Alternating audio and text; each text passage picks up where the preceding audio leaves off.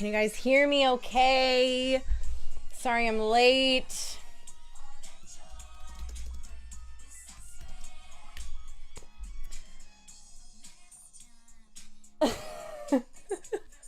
That's my jam. That is my jam. Can you guys hear me okay? See me okay? Please let me know.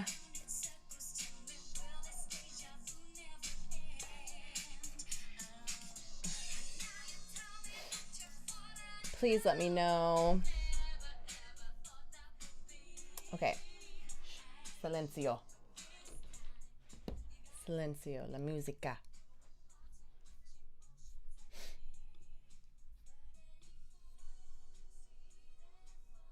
Seeing here okay? Yes? Okay, good. Thank you. Thank you, thank you, thank you.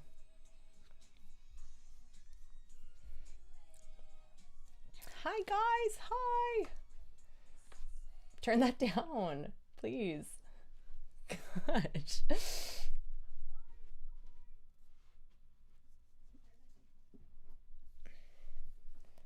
All right, let's get into it. Let's get into it. I'm getting situated. Sorry I am late. We're having technical difficulties again, but we prevailed. We shall prevail always. Okay, I just need to make sure I can see you guys okay. And the chat. I sound better than okay. Okay, good. Good. I'm glad. Guys, let me know while I get situated, while I get everything up and running. Just please let me know where you're tuning in from, where you're watching from, what time it is, where you're at. It is 7:20 where I'm at in lovely, beautiful Southern California. So, yeah. Yes, yes, yes. Let me know. Hope everybody is doing well. Exactly. First time on your live stream. Thank you for joining. Thank you so much. It's going to be a good conversation, guys. Just bear with me just a second. I am getting everything up. I need the chat available so I can see you guys. I can see everything. Okay. Here, let's get into this guy. Sound off. Bear with me. Bear with me. Thank you guys for joining in. This is going to be a good one. I'm just trying to get all of your comments up here so I can see you watching from New York. Exciting. So cool. So cool. All right. Comments. There they are. There we go. I am not that great at technology, guys, if you haven't noticed already. But we're working on it. We're working on it. Okay, there we go. Now I can see everything. Good. Okay, if anything, can't hear anything, see anything, please let me know, okay? I hope you guys have been having a good week so far. It's almost the weekend. I love seeing where you guys are coming from. This is really exciting to see all you guys. Pop out chat. There we go. Okay, figured it out. I'm not the best at multitasking. The real Lauren, yes, yes, it is me. Yes, it is me. We're gonna have some new decorations for you guys coming. There's a lot in the works for you, for the content, for Flourish with Lauren. A lot is coming to see you guys.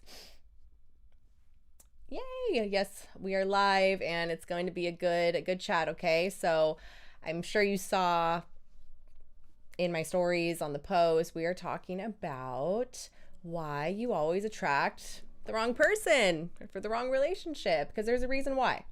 There is a reason why. Oops, my bad. Sneak. I'm gonna ask you guys this honestly, okay? Like we're gonna get pretty real. We're gonna get pretty honest. We're gonna get blunt, okay? I'm gonna challenge you. We're gonna create some thought-provoking content for you guys, okay? I'm not trying to attack you on anything. This is just to help you think, help expand your mind a little bit, expand your brain, and we're gonna get into it. Thursday's best. Exactly, Neo. Thank you for joining. Thank you for joining.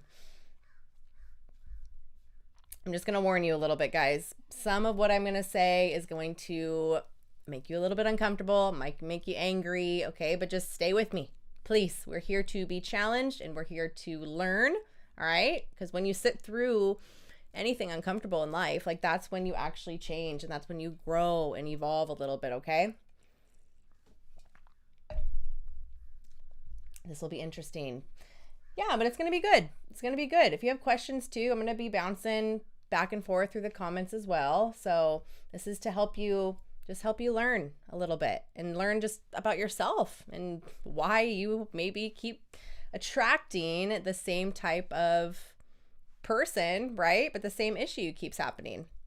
Like, honestly, I want to hear from you, okay? Like, big time.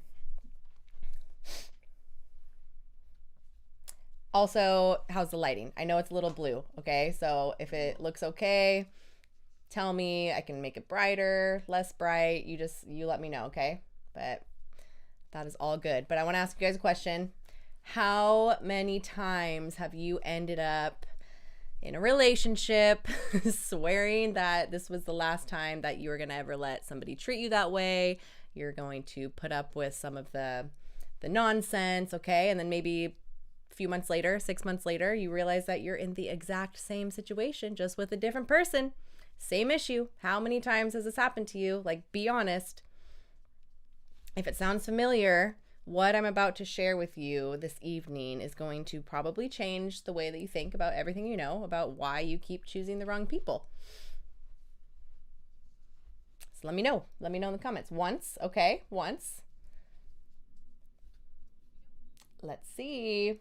Never in a relationship. Okay. It's okay. You're going to learn. UFO Gandalf, hi. Hello. Hey, Melissa. How are you guys doing?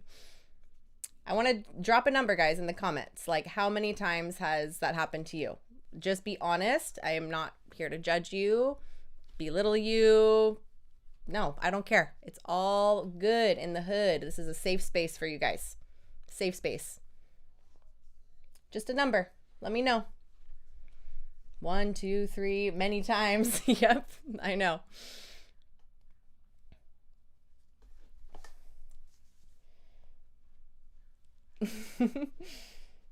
Thank you, guys. Thank you. You must have clear goals in a relationship before you take the first step. Yep, that is definitely one thing. You must have a clear focus for yourself, your life, right? And your own goals. You need that. That is very, very, very important.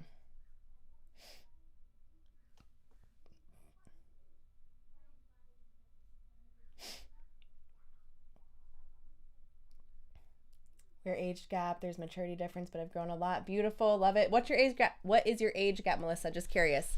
You've been in here a few times, so I'm just curious because we have an age gap too. Alrighty, guys, let's get into it. Okay, welcome for those of you that don't know me. I'm Lauren, Flourish with Lauren. I am a relationship coach. I specialize in attraction, polarity, fitness, health, mindset, emotional dynamics, you name it, okay? I want to be very clear about something. I am not here to make you feel good today. It's okay. Some of the things might make you feel good, but I'm going to tell you the truth, okay? I've spent years in the wrong relationships myself, okay? Choosing the wrong people, making the same mistakes, right? Wondering why love hurts so bad every single time, you know? Have you ever felt that? Because I'm sure you have, okay? It wasn't until probably I understood one specific psychological principle that probably changed everything, and not just relationships, but my entire life. And that is what we're going to talk about today. But first, I kind of want to ask you something else a little bit. I want to hear from you guys. This is a no judge zone. No judge zone. I'm going to challenge you. Yes, but this is a safe space for you guys. Like, if I see anybody being a jerk or being rude or being just out of line, like, you're gone. I'm sorry. Like, this is a privilege to be able to be here and learn and educate yourself and interact with people from all over the world. So be nice and don't be a jerk. Okay? Because you're going to be gone. You are going to be gone. Hello, the video of your husband was really fun to watch. Keep it up. He can make an appearance after this if you want. If you want, let me know. He totally can. Aren't you only 30, Lauren? I'm 31. Yes, I'm 31.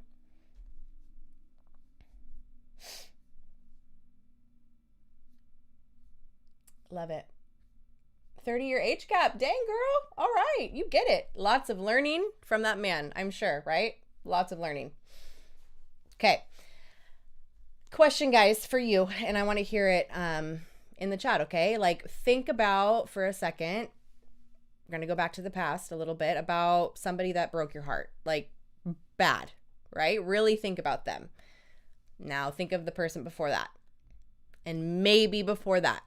If you catch my drift, do they have anything in common, right? Because I probably already know the answer, and by the end of this, so will you.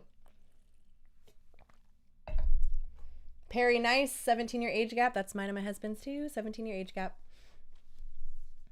Pay attention to that thought, guys. Like, have you ever really thought of what that other person had in common with the last ex and the one before that and the one before that? Because there is a reason, and it is called the pattern. The pattern, guys. Same choices, same pain, just a different face, right? And it's literally invisible until you see it. And by the way, these slides are going to be available for you. I'm going to put them in a Google Doc for you guys so you can save them and you can learn from it also. Okay? Here's the thing about patterns. They're probably pretty dang invisible until somebody points them out for you, but you actually have to be willing to see it too, and you can never really unsee them. So let me point something out for you. Most people believe that they end up in the wrong relationship just because, right? Maybe bad luck, wrong place, wrong time, wrong person. Like, you might think, I just haven't found the one yet. But the truth about that is you're not unlucky. It's just that you're pretty predictable, right? You're predictable. Your nervous system is the one making the decisions for you, the choices. It's not your heart. It's not your ego. And it's not really your brain sometimes. It is your body. It's your nervous system. Have you ever heard that before? Please answer. Let's be interactive, guys. Like, let's talk. Let's talk. Okay? Your body remembers familiar feelings. It remembers pain. It remembers trauma. It remembers happy times. It remembers times where you're anxious, trauma, everything. Your nervous system is that. It's all of that. It's everything that's happened to you in childhood, young adulthood, adolescence, adulthood. It's everything compound into one ball. That is your nervous system. That is what I mean when I say that. Like, your brain is a pattern recognition machine. Like, that is what makes you feel safe in a sense, right? Because something feels familiar. It doesn't necessarily mean it's safe though. Your brain is a pattern recognition machine from literally the moment that you entered this world, right? At a very young age, it starts to, your parents are shaping, yeah, they are, and their parents, right? It started to collect data, right? From a very young age of what love feels like, what safety feels like, what protection feels like, what nervousness feels like, anxiety, all this stuff, right? At a very young age, it's learned behavior from just how your parents raised you, what you saw growing up, the relationships that were modeled after them and after that, like your grandparents, their grandparents. It's generational, guys. Everything that we are feeling today has to do with how we were raised, right? What you witnessed, what you survived, what you went through. And where it gets a little uncomfortable is sometimes when you grow up in a household full of chaos, right? Like, that's kind of what you model love after. If that's all you know, like, your nervous system has literally learned that chaos equals love, because that is what you lived. If you experienced love by someone who was distant, emotionally distant, or emotionally unavailable, guess what? Your body and your nervous system, it learns that unavailability equals love, right? Catch my drift? So if another big one, right? I hear this all the time. Eggshell walking. If you always walked around your house on eggshells, right? If that's what love looked like to you, your nervous system is going to learn that anxiety equals love. Okay? Because your parents love you, yes, but they're also damaged. They're also hurt. They have pain too and trauma. So there's a reason why they're acting the way that they're acting a little bit, right? So now every time you meet somebody new who triggers one of those familiar feelings, your brain is like, oh, this is home. This is where I feel safe. This is where I feel comfortable, right? Even if your home was never actually safe, it just feels familiar. So just pause on that thought for a second, right? Drop a yes in the comment if any of that landed for you. If you can relate to it, if it makes sense, if that was your life, if any of those were your life, if you had to walk on eggshells, if somebody was emotionally unavailable for you, like a parent, right? If you had lived in a chaotic household, like, please let me know, because I've been there, right? It's okay. It's all good. Yes, look at that. See? I know. Abuse people, abuse others. Hurt people, right? Like I know. Unfortunately, that is a sad truth. Thanks, Curtis. I appreciate it. I'm just reading your comments. Look at all the yeses. It's sad to kind of see that, but that should also make you realize, like, we're not alone, guys. Like, we are not alone. Humans are deeply flawed. They're deeply flawed, but they're also very coachable, very trainable if you want it. And if you want to work on this stuff, this is why I'm doing this stuff, because I have done the work and I'm continuously doing the work. So it's what I'm here to do for you. Okay. It's what I'm here to do. The abuse only repeats if the cycle isn't broken. Exactly. So I am ending as much of the generational crap as I can, right? Obviously, I'm going to pass some of it down to my kids. Like, it's just inevitable. But the goal is less and less and less and less, and to teach them and heal from your stuff so you don't bleed it onto them. That is obviously the goal. And then you have to talk to them about your family and your lineage and just how people are in your family, and teach your kids. Teach them. Give them a chance to do better than we did, right? It's the best thing we can do. Best thing we can do. I'm just reading you guys, your comments a little bit. Okay. Thank you for interacting, by the way. I really appreciate it. Okay. This is a part where sometimes therapists can kind of skip over a little bit, because not all, but some or most, right? They tell you maybe what happened to you, but nobody really explains to you how your body memorizes it and how your body literally latches on to those familiar feelings. And it's fascinating to me. It's really fascinating to me, because I want to know why. I want to get to the root cause of everything, so I just understand myself at the deepest level, so I can educate other people too. That's why I'm doing this, okay? It's not even just about your past, guys. It's not. It's about something that's pretty specific that's happening inside of you, right? Right at the moment where you meet somebody new. Once you understand it too, you're never going to look at attraction the same. You won't.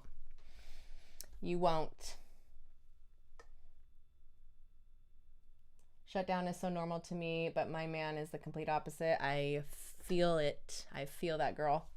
I feel that. It takes a very special man and patient man to be able to pull you out of that. And I'm so glad that you found that. That is beautiful. I found that too. I found it too. So that kind of gets me into my next segue, guys, which is the chemistry trap, right? We remember that. It feels like love, but it's not. Let me tell you something about the chemistry trap. This is where people get destroyed, right? You meet somebody and immediately something inside of you is like, oh my gosh, something feels good. Your heart races. You get a little sweaty. You can't stop thinking about them. It feels electric, right? Have you felt that before? You think it's chemistry or true connection or even fate sometimes. Like, oh my gosh, this is my soulmate. But what's actually happening inside of your body, have you thought about it? That feeling, the intensity, the electricity, all of that, it's not love. It's not love. It's recognition. That's all it is. Your nervous system just met somebody who feels familiar. That's all. Someone who matches the emotional blueprint from your childhood and young adulthood. And it's releasing dopamine, cortisol, noradrenaline, and norepinephrine as well. All of that stuff. Dopamine, cortisol, a little bit of stress, right? It's all of these hormones are releasing inside of your body, right? That's the same cocktail as anxiety, the same cocktail as infatuation with somebody. You get all of these feelings, right?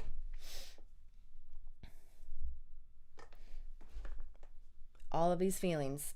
This is me because I'm live. This is not a clone or AI. This is me.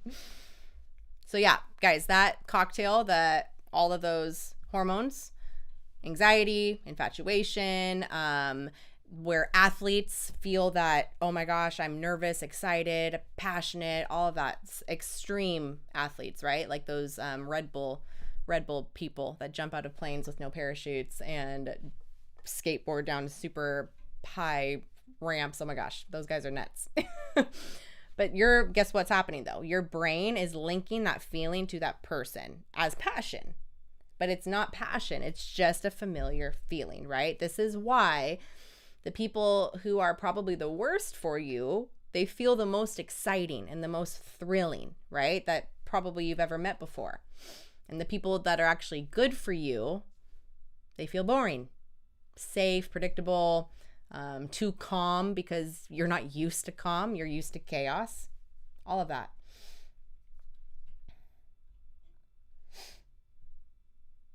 Oh, I'm sorry, William. I'm sorry. Sorry, I'm just reading some comments. I know I get distracted. I'm sorry. I just really like interacting with you guys too, okay? So this is like a little masterclass plus live interaction as well because I like getting to know you guys too, okay? Is the chat still alive? It looks like it. It looks like it. Blunt and passionate. That's how I like to do it, guys. That's how I like to do it. Okay, so I want you to kind of drill that into your head, right? Like the people, if you've ever felt that before, the people that are actually good for you and you know that they're good for you, but maybe you push them away because it doesn't feel like what you grew up with, which was probably not peaceful or a little chaotic. And like I said, it feels a little boring or safe or too predictable for your liking. Calm doesn't trigger the same chemical response in you. That's just what it is, right? Your nervous system's been trained for that, to chase that spike of adrenaline and cortisol and dopamine, all of those hormones, right? Your brain is trained to chase that, not the stability, so to speak, which is what we want. We want stability, we want calm, we want peace, we want easy, right? All of that stuff. Thanks for the name correction. It's okay. It gets spelled wrong all the time, guys. Don't even worry about it. Don't even worry about it. I'm going to tell you something that I hear all of the time, guys. Okay. All of the time. We're going to call him Josh. All right. I had a client once, not just Josh. Okay. And his name's not Josh, but many clients with the same problem. You're in relationship after relationship after relationship with totally emotionally unavailable women. I combined those words. Even if you don't want that, you're gravitated towards that, right? And each one is probably a little more painful than the last. And every single time that he or other people I've talked to met one of these women, they describe the same exact feeling. She just does something to me. I just felt this chemistry, this spark. It was undeniable. And then I asked him, like I ask many of you guys, what did it feel like with your mom growing up? Or did you have a dad growing up? And what was it like, right? And then I get silence.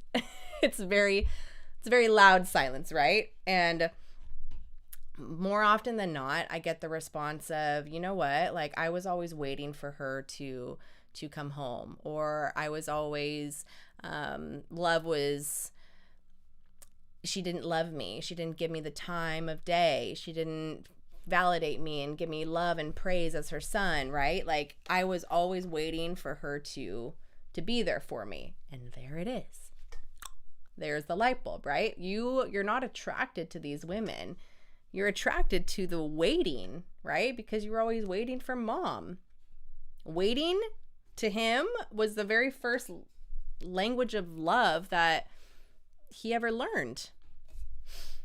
I know some of you have felt that, have similar situations too. It can be the same thing as women too that didn't have a present father. You're gravitated towards unavailable men. It's the same thing. It's just your body. It's your nervous system, right? I know some of you felt that. Okay, if you did, put a heart in the comments if that hit you somewhere real. Okay, I know I have parent wounds too. We all do. We'd be lying to each other if we said that we didn't. We all do. Gregory, thank you. Thank you. I'm sorry that you went through that. My husband's very open about his mother wound. He has a mother wound too, and I, so to speak, have a father wound. It's okay. We learn about it. We go through it. Thank you, Hyatt. Thank you, Hyatt Hudson. I was never told I love you from either parents. I tell my children every day that I love them without hesitation. Good job. Good job. I know maybe deep down, obviously there's some resentment there, but keep doing that for your kids, you know, and in a sense it's healing you too, because you're giving them that love that maybe you never received, and they get to experience that, and you're giving that to them. That's the best. I have like chills talking about it. That's the best gift that you can give to them, is just loving them. So I'm sorry that happened to you, but good for you for turning it around and doing different for your girls. That's beautiful. Beautiful, beautiful. I love that you guys are interacting with each other. Thank you so much. Oh man.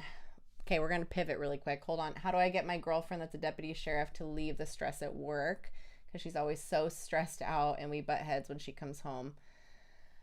Chris, that is tough because she has to be in her masculine energy and on alert all the time. It's really hard. And coming from law enforcement background, not myself, but my father and my grandfather, like, and I've known women in either the sheriff's association or they're just police officers, regular cops, firefighters. I've seen women do that stuff too, and it is draining for them, because just because you can do something doesn't mean you should, right? I mean that in the most sincere way possible. I get that she wants to help and protect and serve and be a badass. Like, that's amazing, but it comes with a cost, and that cost is her femininity. You have to be so masculine, more than her, that she naturally just feels that and softens up a little bit next to you, but she has to turn it right back on when she goes to work. So, and she's a sheriff, a deputy sheriff. Like, man, maybe talk to her and ask her if that's really what she loves and wants to do as her passion. And if she does, you got to support her or become that guy that she can fall into. But man, that is going to be tough. That is going to be very tough.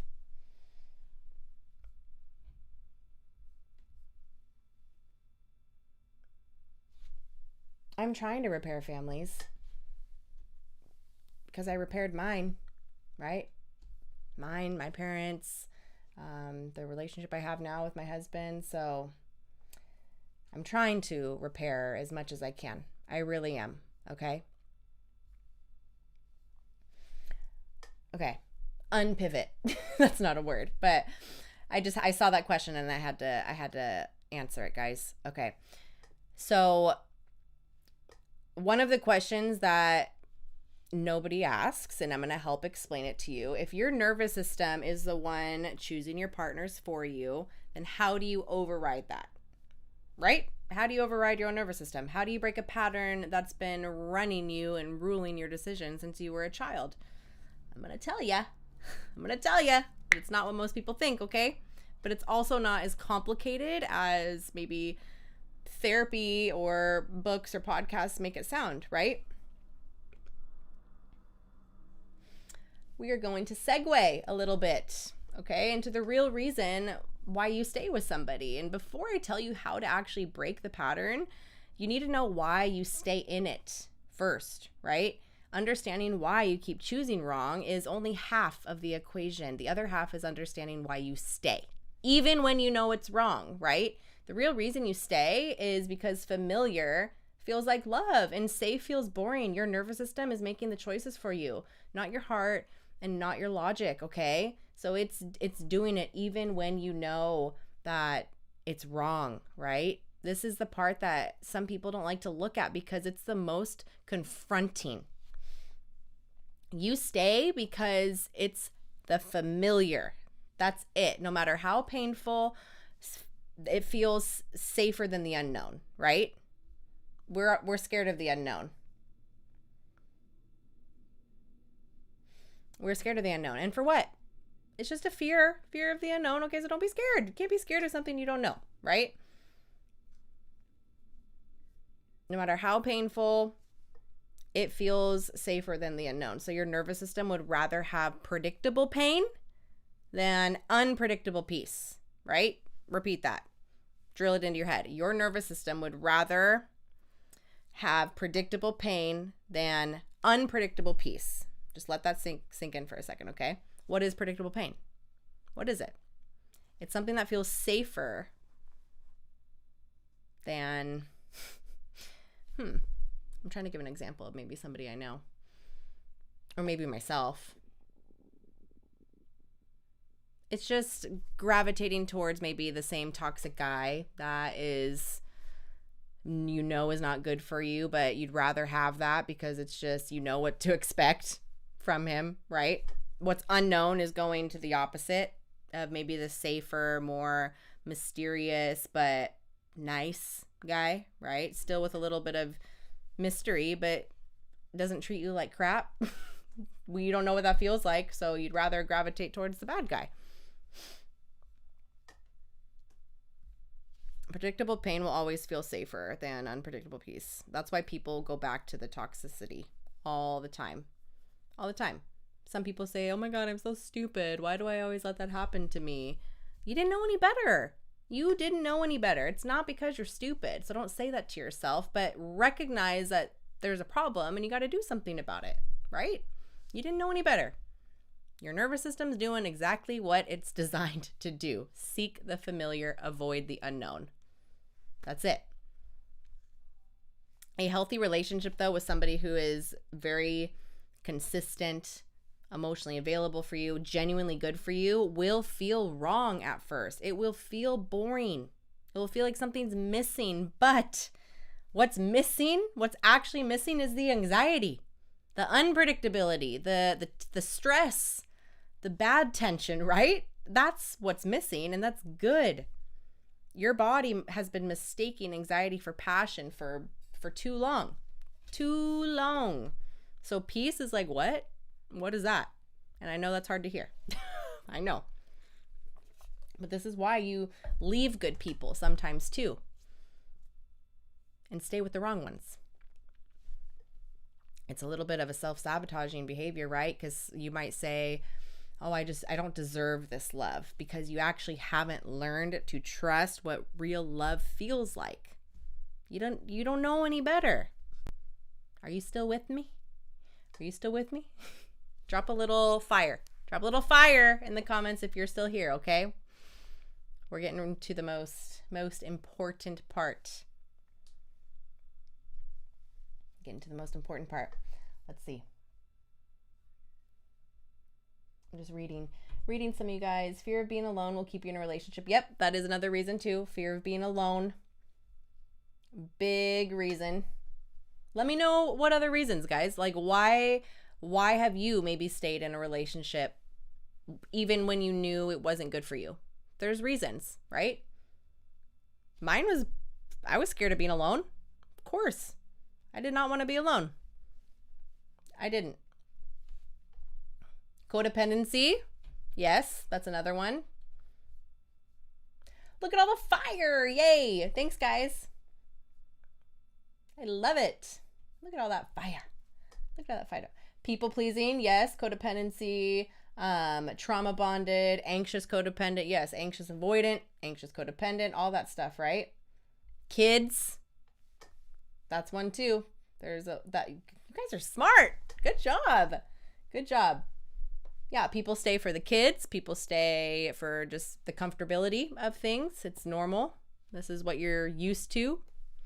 Fear that you can't get anything better. Fear that you can't work on yourself. Fear of hurting the other person. There's so many things. I prefer to be alone than being with the wrong person. Good. It's very good that you think like that. It's very, very good. Scared of being blackmailed. Yep. There's another one too. I'm sorry, Jerry. Sorry, Jerry.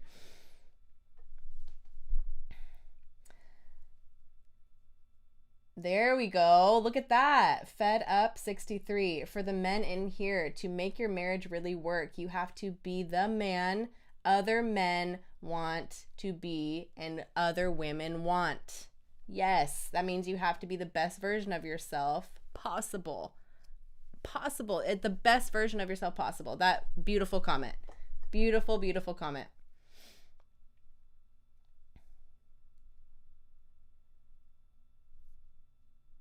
Ivan, you're single? Okay. Nothing wrong with that. Nothing wrong with being single. Work on yourself. Become so healed and grounded and content and happy with who you are as a man and go after it once you're there. Why not? Major truth to that statement. It is true. You want your partner to be admired by other people, right? There's nothing wrong with that. That means you have something of value, and that's beautiful. Be the right person. I'm 38. Hope I'm not too late. You are not too late, my dude. You're not too late. Most guys, and correct me if I'm wrong, guys, but I'm pretty sure most of you mature in your late 30s, early 40s. That's just my experience. That is just what I've learned over the years, right? Most men mature in their late 30s, early 40s. And that's amazing. That's fine. You've got it out of your system. You've done it all, seen it all, heard it all, been around the block. You have experience. It's all good. It's all good.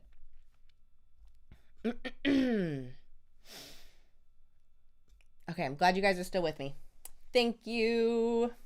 Thank you. I'll tell you a little bit of my past relationships, yes, but not right now. But I will. Remind me towards the end of this live, okay?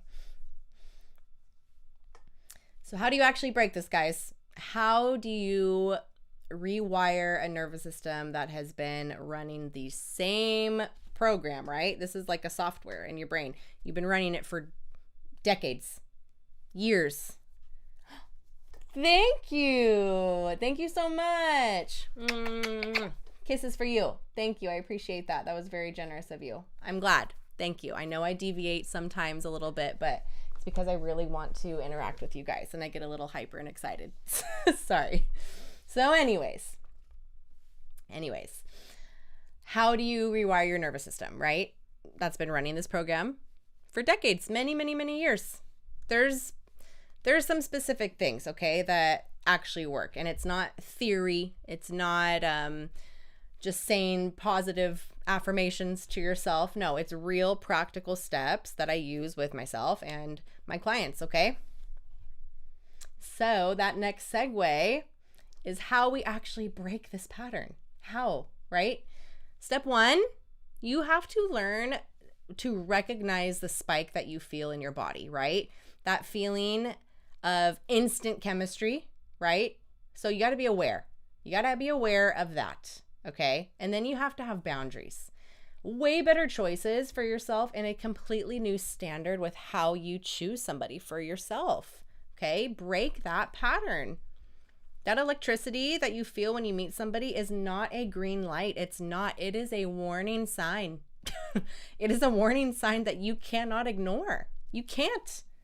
Don't do it. Break the pattern. Yes, exactly.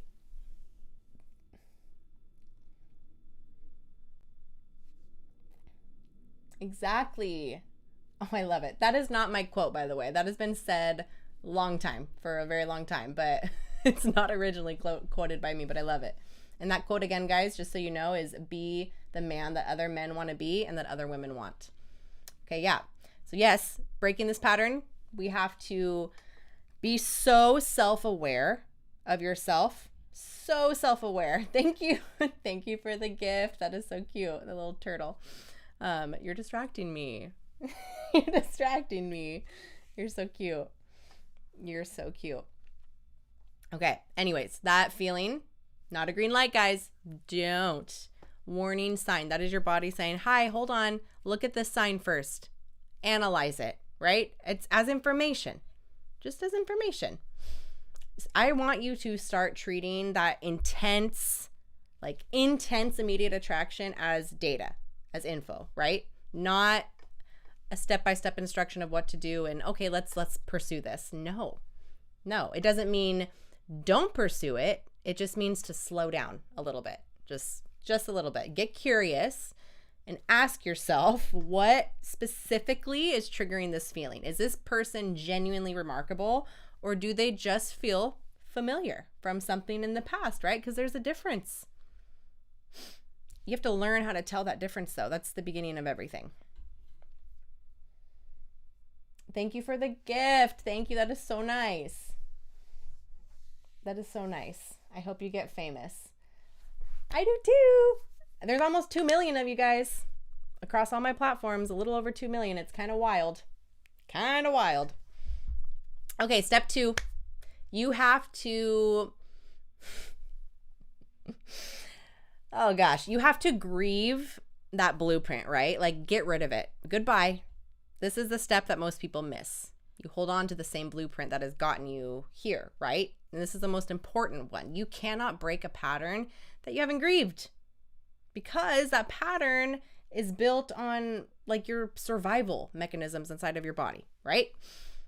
It's kept you safe in an environment that probably wasn't, and maybe part of you believes that you still need it, but you don't. You don't. So you have to grieve the childhood that taught you that love was conditional, right?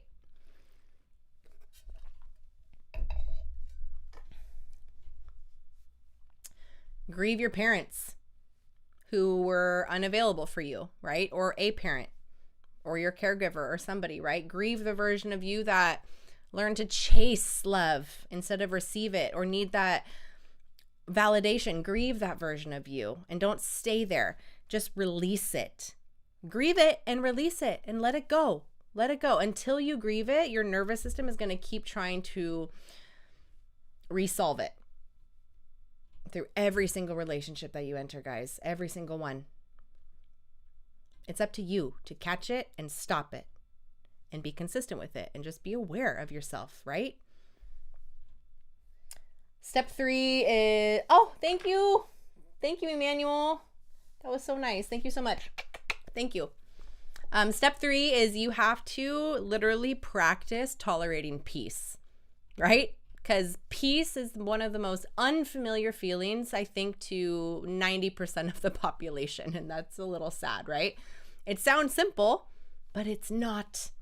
It's not. When you start dating somebody who is actually healthy for you, your body, well, I should say your nervous system, is going to fight you in the beginning. It will. It's going to tell you that something is wrong. It's going to tell you, you're bored, leave this person. It's going to literally create problems for you where there are literally none.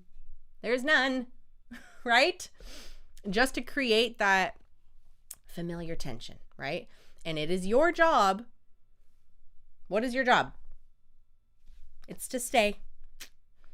It's literally to stay, to override that voice and that noise with truth. And the truth is, no, this person brings me peace. This person brings me calmness. I'm choosing this.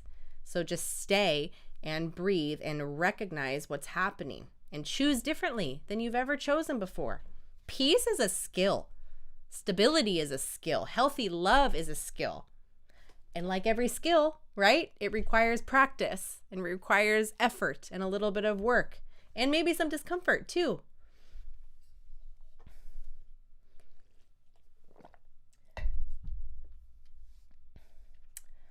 Thank you, Hollister. Thank you so much. Thank you. That was so nice of you guys. Thank you. I appreciate it. Thanks. Right? Guys, just get comfortable being uncomfortable sometimes and just sit with it for a little bit. You hear that all the time, right? Just sit with your feelings. Well, freaking do it. Just sit with yourself and just be present, be self-aware, and go deep into your past and just learn about who you are as a person. Please. It's okay.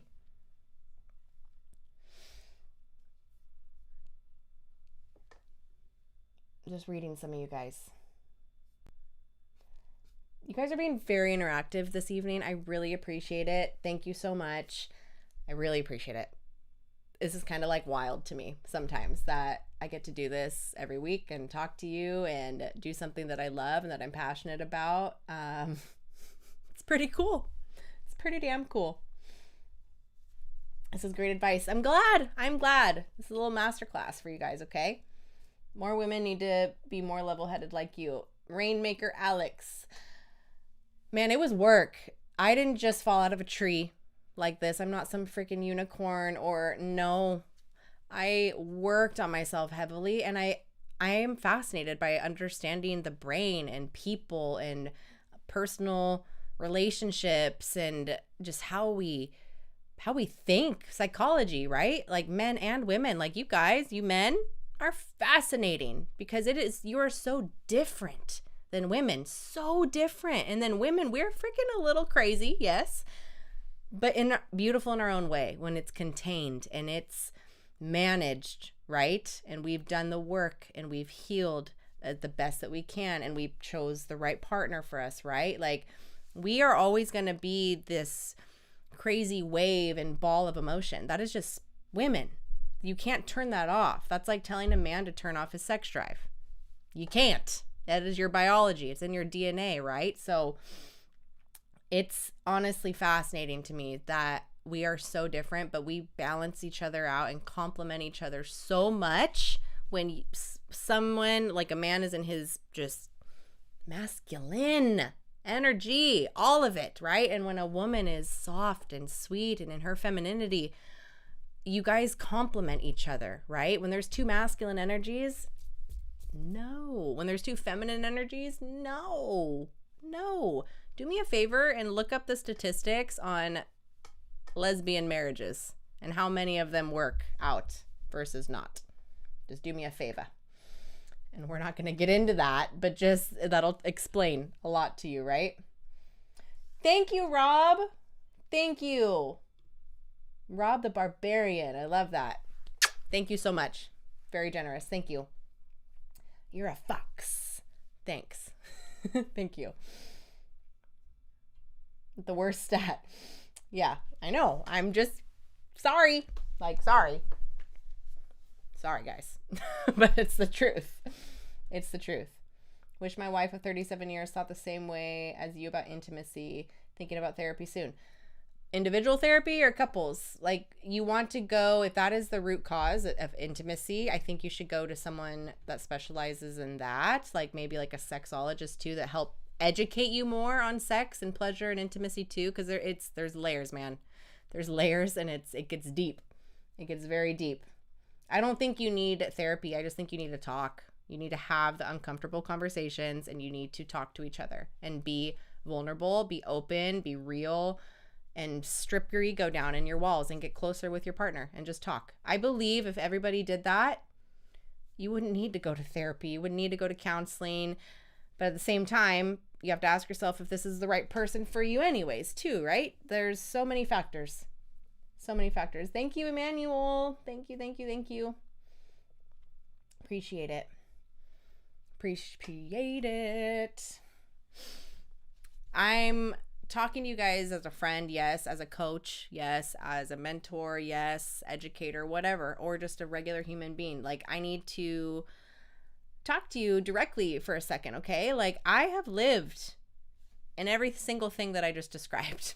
I have. I'm not just talking out of my ass. Like, I have lived it. I've been in relationships where I walked all over him or got taken advantage of and just used because I made myself available, right? Like, there's reasons why we do things like that. There are reasons, and that's why I try to explain these things to you guys, right? I was the woman who chose chaos.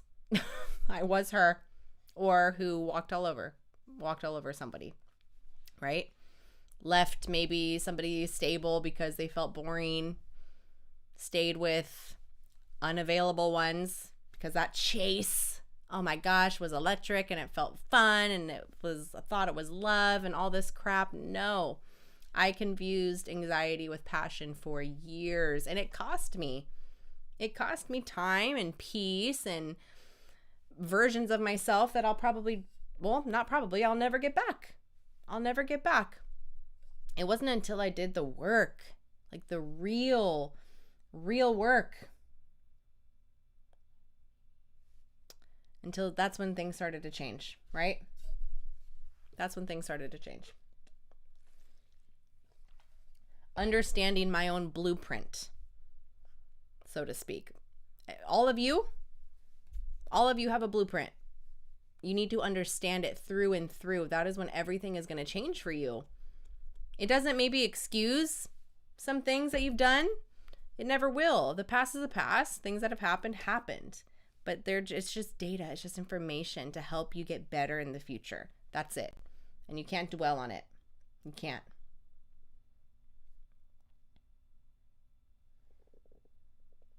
Three men listening to you here in Seattle tonight in my Kingdom Mountain living room. Yay! Yay! Thanks, guys.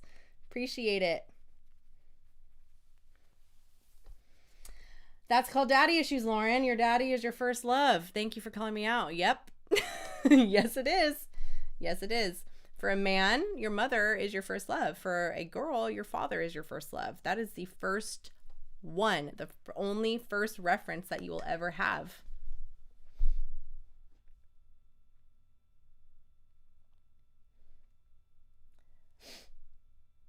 What was the turning point that made you want to change? Oh, man. That's a loaded question because it wasn't just one situation. I was just so unhappy. I was so miserable. I was anxious, depressed, had no self-esteem. I was giving myself and my energy to just people who didn't deserve it, and I didn't want to do that anymore. So I just started working on myself by going to the gym, getting healthier, surrounding myself with better people, stopped drinking, started eating better, all these things. Daddy issues, what's that? Melissa. Good one. Good one. So yeah, guys, figure out what your blueprint is. Best advice I can give you. Once you do, everything is going to change. You will become a different person, right?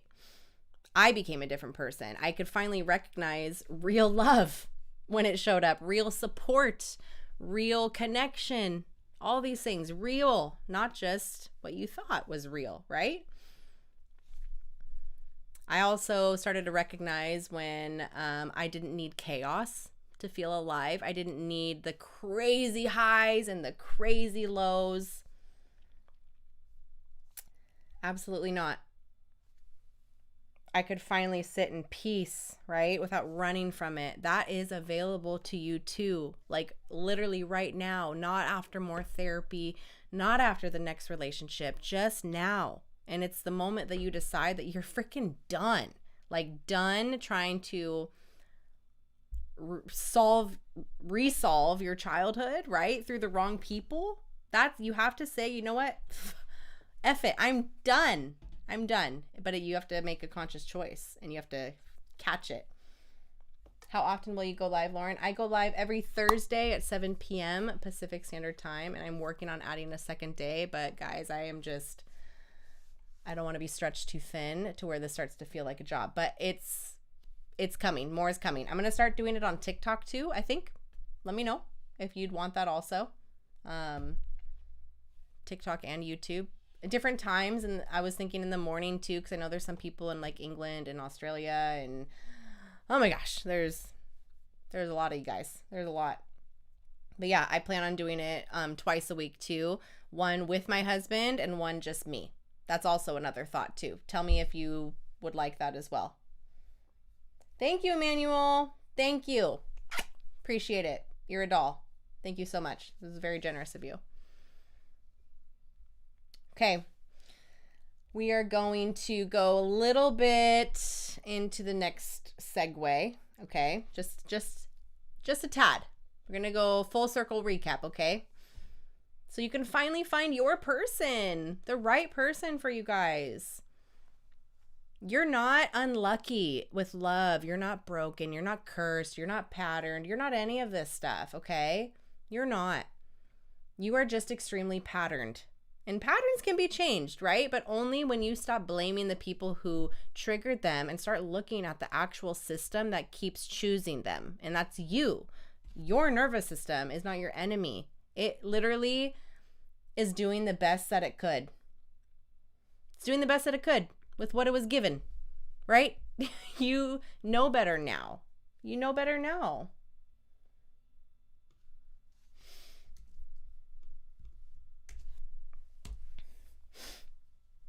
Just reading stuff. Oh, thank you. Okay. Why, question. Oh, where'd it go? Oh my gosh, where'd it go? There it is. Okay. Why do women treat sex as something they give to a relationship? To a man, a partnership often feels like a restriction on his sex life. With the right woman, you won't feel that, right? You won't feel it. Sex carries a different weight, right, for women than it does men.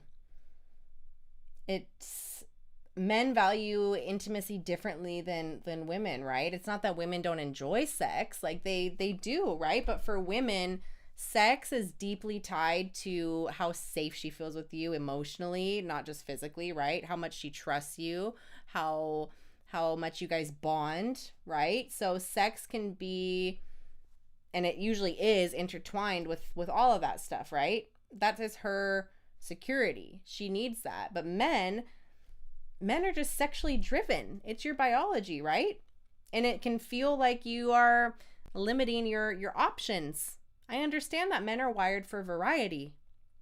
Men are wired for variety. It's in your DNA. It's in you. Okay, I understand that. That is why your woman needs to be your full outlet for fantasy and pleasure. She needs to fulfill that for you, and vice versa. You need to be able to please her in all ways. All ways, right? Women respond to how you make them feel. I say that on repeat all the time because it's the truest truth, right? The healthiest relationships, though, guys, are when neither sex, neither side weaponizes anything, right? No. You don't want to do that ever. You don't want to weaponize sex. You don't want to start using sex as a bargaining chip. And women typically do that, right? And a big one is your commitment to somebody. It should never feel like a prison. It should never feel like you're trapped. It should just be getting better and better and better. So I hope that answers your question. Get Mr. P on the show. He'll come at the end if you guys want him to come on. Let me know. Let me know right now. Do you want him in on this live for a little bit or not? Just let me know. If not, it's okay. Just simple yes, no. But I plan on doing it twice a week. One with him, me and him, and one just with me. No. You guys are funny. You guys are funny. Would love a show with you and your hubs. Yeah, we've done a couple, and I thought it went really well, just to hear the masculine perspective of things too.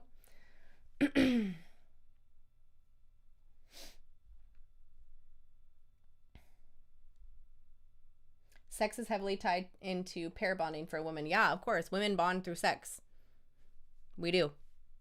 We release oxytocin and vasopressin, those hormones, when we have sex. So even if you're just hooking up with somebody casually, the woman is more likely than not going to catch feelings for you and going to be attracted to you. She just will. She will. Yes, yes, yes, yes. Yay! Yes, for some truth bombs. Yeah, ask him question, guys. Like, he is the most unhinged, unfiltered man that I know. Okay, he'll come on. He will come on. I'll send him a text. I'll answer a few of your questions, guys. I don't know where. I just rearranged my desk. I'm gonna have to adjust the camera a little bit so we can both get in the frame. Oh, bye, Melissa. Have a good night's sleep. Thank you for joining in. This is recorded, by the way. It's recorded and it'll be published so you can watch it later too, right? You guys need to also realize too that you're responsible for finding better for yourself. Like, the right relationship is not going to find you. It's not just going to fall into your lap. Ours didn't. We worked for this. Like, we didn't know that it was going to be us together. Like, it was just beautiful how our relationship started. And I've talked about that before, but it is your responsibility to become that person that will just naturally attract the right person for you, right? You can't run the old program anymore. My husband says this analogy all the time. Like, you have to think of the year that you were born, right? That is the year of the software that you have in your brain, right? So 1994, that's my year, okay? My husband is 77, okay?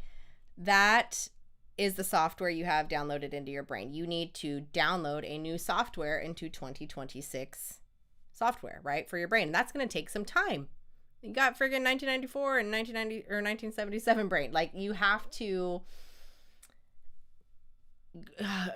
erase and download a new software by learning about yourself, by doing your individual therapy if you need to, by dabbling in psychedelics for healing and trauma and growth, personal development, all that stuff, hypnotherapy. There's many tools out there for you to go deep within yourself. You just have to, one, want it. Okay, accept that you need a new software, and that work starts now. It starts today, not tomorrow, not after another wrong relationship, not after the first of the year. Like, no, today. That's exactly what I do with people. Most of my clients are with me 3 to 6 months, maybe a year, like maybe, and then okay, bye. Like, you're good. You've graduated. I'm about to have such an amazing testimonial, and if you're watching right now, you know who you are. You know who you are. If you're watching, I'm gonna call you out because I think we talk next week on Monday or Tuesday.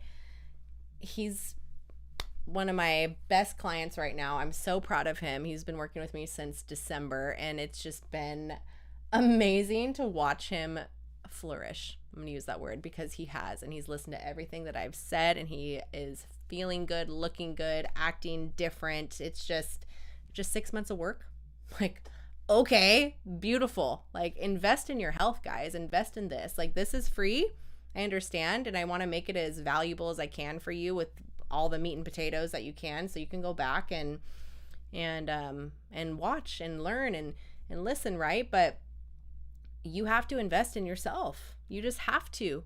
The best coaches have coaches. I can't even tell you how many, probably hundreds and thousands of dollars I've spent on courses and coaches and mentors and therapy, hypnotherapy. Like, it's the best thing you can do is invest in yourself and your health. You have a dream and a goal, freaking go for it. Go for it. We are all going to die one of these days. We're all going to die. Go live your life how you want to live it, but heal yourself, become a better person, help somebody else become a better person. Start that domino effect, right? It's the best thing that you can do. I've applied so much of what you've told us on your shorts. Thank you. Thank you. I'm glad. Like, I know it's a 1.5 to 3 minutes of me talking on the shorts, but I try to condense it as much as possible with all the boom, boom, boom, like the truth bombs, so you can leave with something valuable, right? Like, and guys, also, a lot of comments and messages I get are, hey, you posted a video about this topic this one time. Can you send it to me? No. Why? Let me tell you. Because you can literally go on Google and type Flourish with Lauren and whatever the title or a couple keywords, and it will pop up. It will. Like, my search engine on Google is insane. So if you are thinking of a video that you had watched maybe months ago, it's there. Just Flourish with Lauren, The Man Who Healed Alone, or How to Be More Feminine. Like, it's there, and all of them will pop up. So just go and do that. 77 was a damn good year. I wouldn't know. I wasn't around.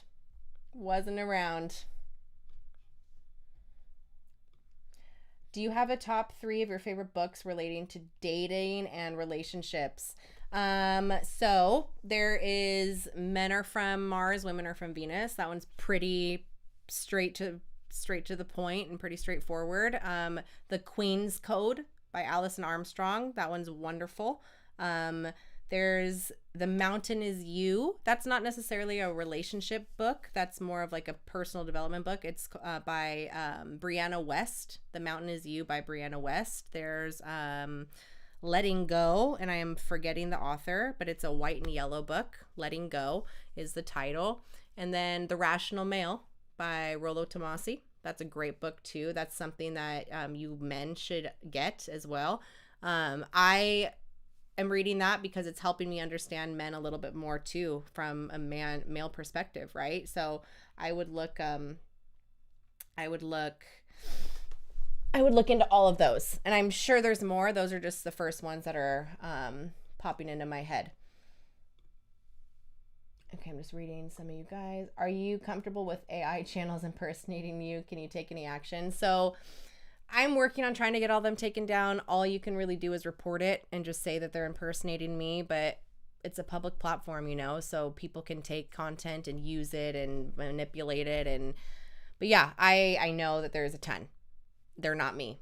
The only YouTube channel is this one because I have a check mark. I'm verified. The only TikTok channel I have is Flourish with Lauren as well, or Flourish with Lauren for You. That's the only TikTok. And then Facebook is just my name, Lauren Ponce, Flourish with Lauren. Instagram as well is Flourish with Lauren, right? So just so you can see. That's Instagram. Go ahead and get over there. Hit me with a follow. There is Facebook as well. You can hit me with a follow there. I just started posting on Rumble also. So more of my content's going to be on there, and I might start doing some lives there as well on Rumble because I can be a little more unfiltered and unhinged and interact more with you guys in a unfiltered way, right? That's TikTok. And then obviously YouTube, hit the subscribe button, please. Appreciate it. Men Read My Secret Garden. I've heard of that, but I have not read it. We're going to graduate. Yes, you are. Letting Go. Great read. Right? Such a good book.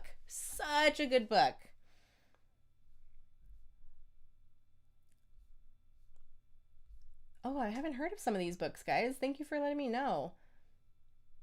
Map of Consciousness. I love it. There's like shadow work books that you can read too. Just it's understanding more of like a spiritual side of things too. I like learning from all of that.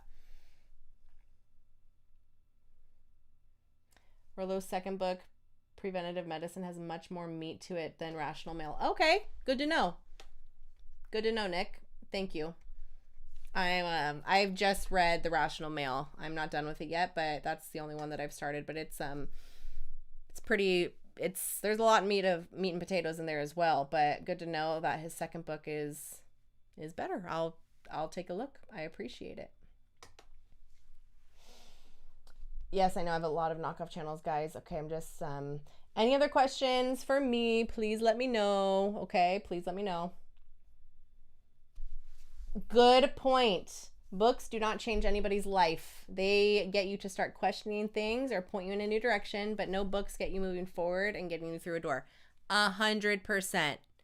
100,000,000%. You can listen to all the podcasts, read all the books, work with mentors and coaches too, but it is up to you to make it happen for yourself. No one can force you to do anything. They can guide you and lead you. Like me, I can help you and give you the blueprint to change your life. I've done it with myself. I've done it with my dad. I've done it with many of my clients and people that are working with me right now one-on-one. And I keep a very select, small group of people one-on-one because, one, it's energy.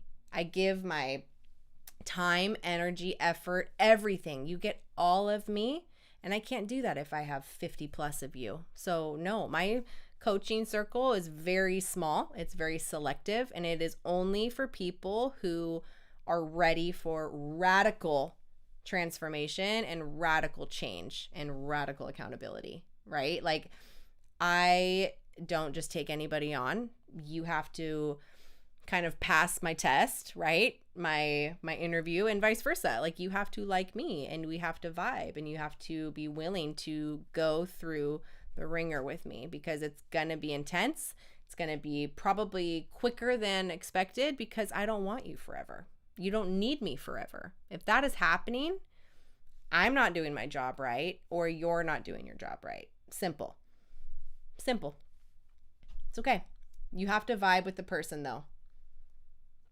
Radical acceptance. Yes.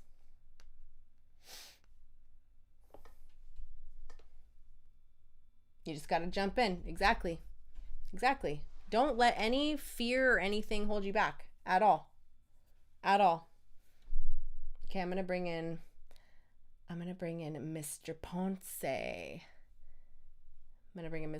What do we think? Thank you so much. Happy Thursday to you too. Thank you. That was so generous. Okay, Mr. Ponce is coming in. Let me text him.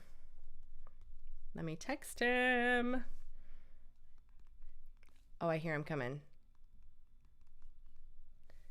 He's coming, guys. He's coming. Have your questions ready, okay? Like, take this opportunity to ask him anything. As you know, we are freaking unfiltered, unapologetically ourselves, love to talk, love to give advice. So please ask questions.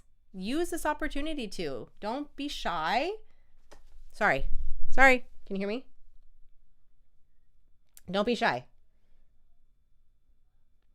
Sounds like we're volunteering for special forces. Why? No, don't be scared. He's blunt, guys. Blunt, honest, direct, to the point, harsh truths sometimes, right? Baby.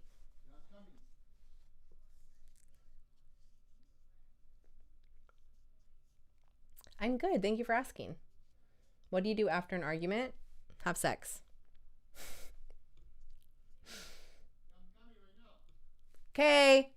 He's coming. I get so excited when he comes, guys.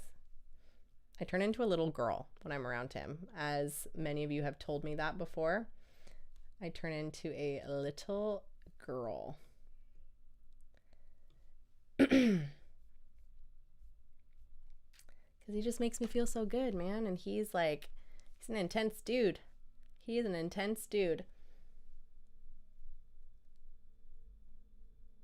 South Korean rom-coms are funny. That's funny. We watch some movies sometimes that are in different languages, like European movies, or like Russian movies too. They're intense. They're funny. He's here.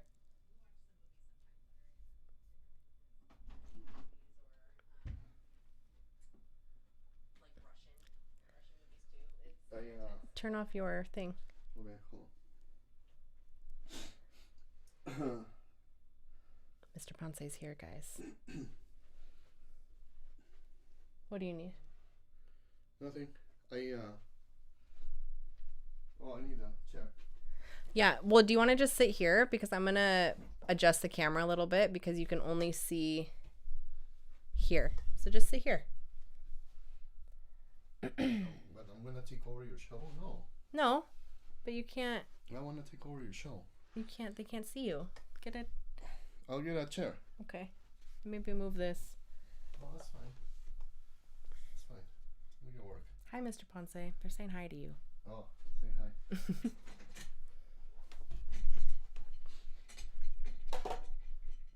Got it? Yeah. Okay. Here. Okay. It's a little high, huh? And you bring it lower? You have to sit on it. Okay. Perfect. I'm a ghost. Okay. I look tiny. Because I can't scoot over anymore. Huh? I can't scoot over anymore. That's why I was going to put this No, it's okay. a little bit. Okay. There he is. Okay. You can do it more. You can move it more. More? Okay. The mythical creature. Man, my nose looks so big. Jesus Christ. It looks gigantic. Because they got your side profile. Look at that. Look at that nose.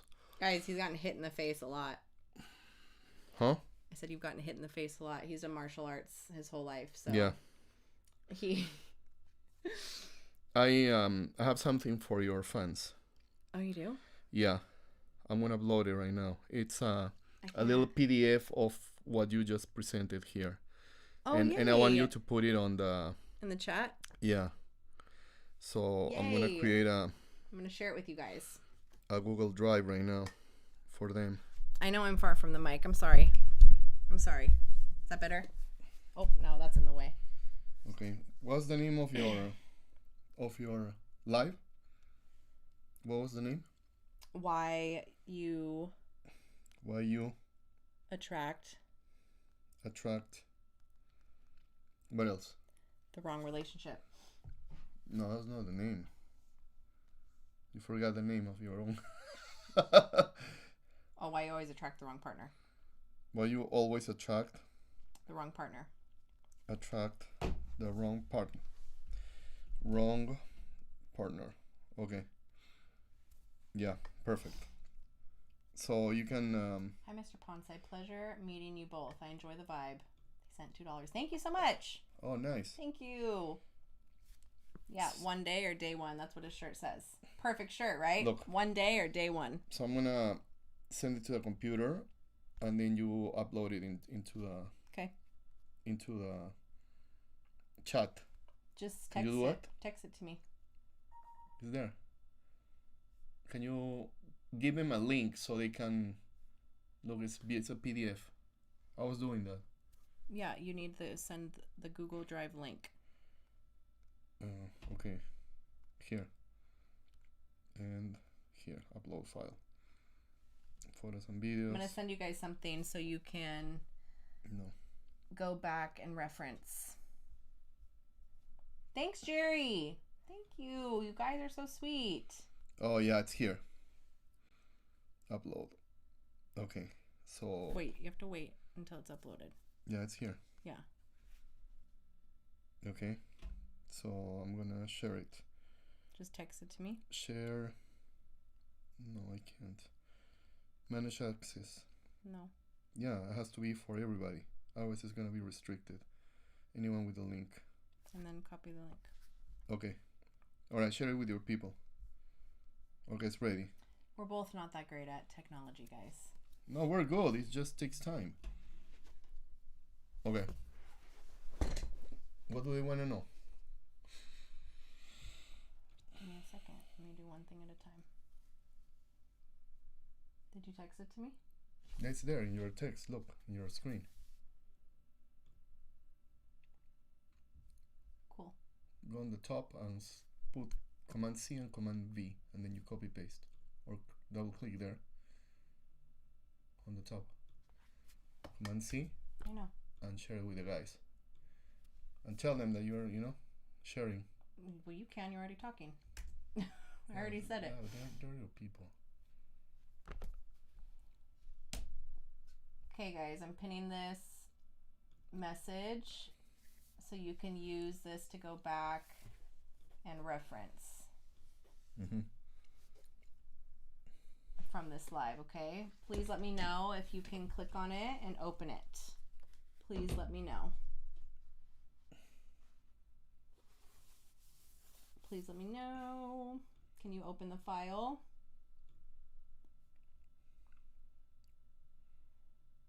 Look, check it out. Just did. Good. Good. It's a little takeaway, you know? So I can live with something.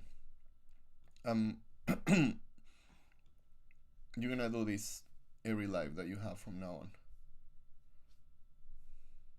Yeah. It looks cool, huh? Mm-hmm. The link works good. Yeah. So they can have a little, you know, like manual, so I can remember what you were talking about.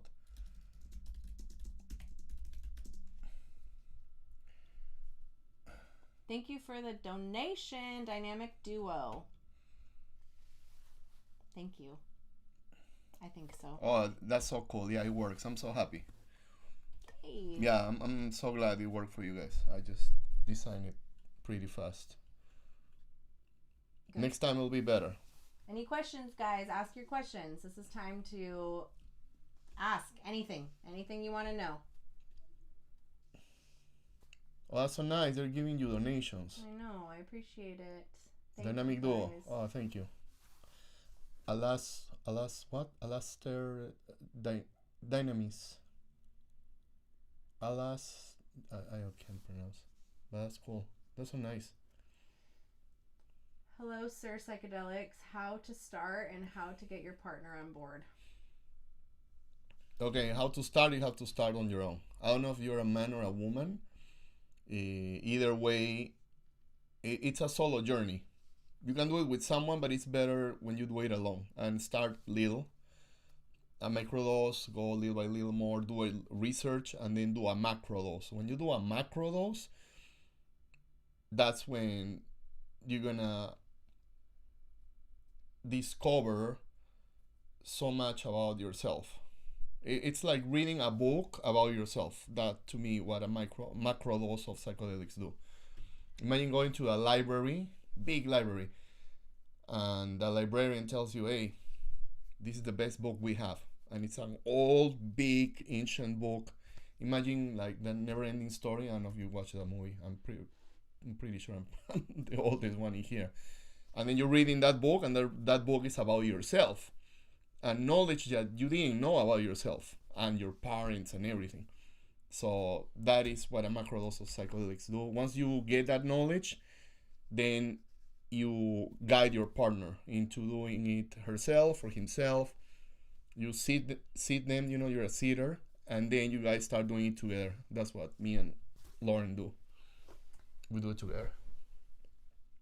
Lauren, my polite question is, how does a woman know if she likes you in the first 20 seconds of meeting?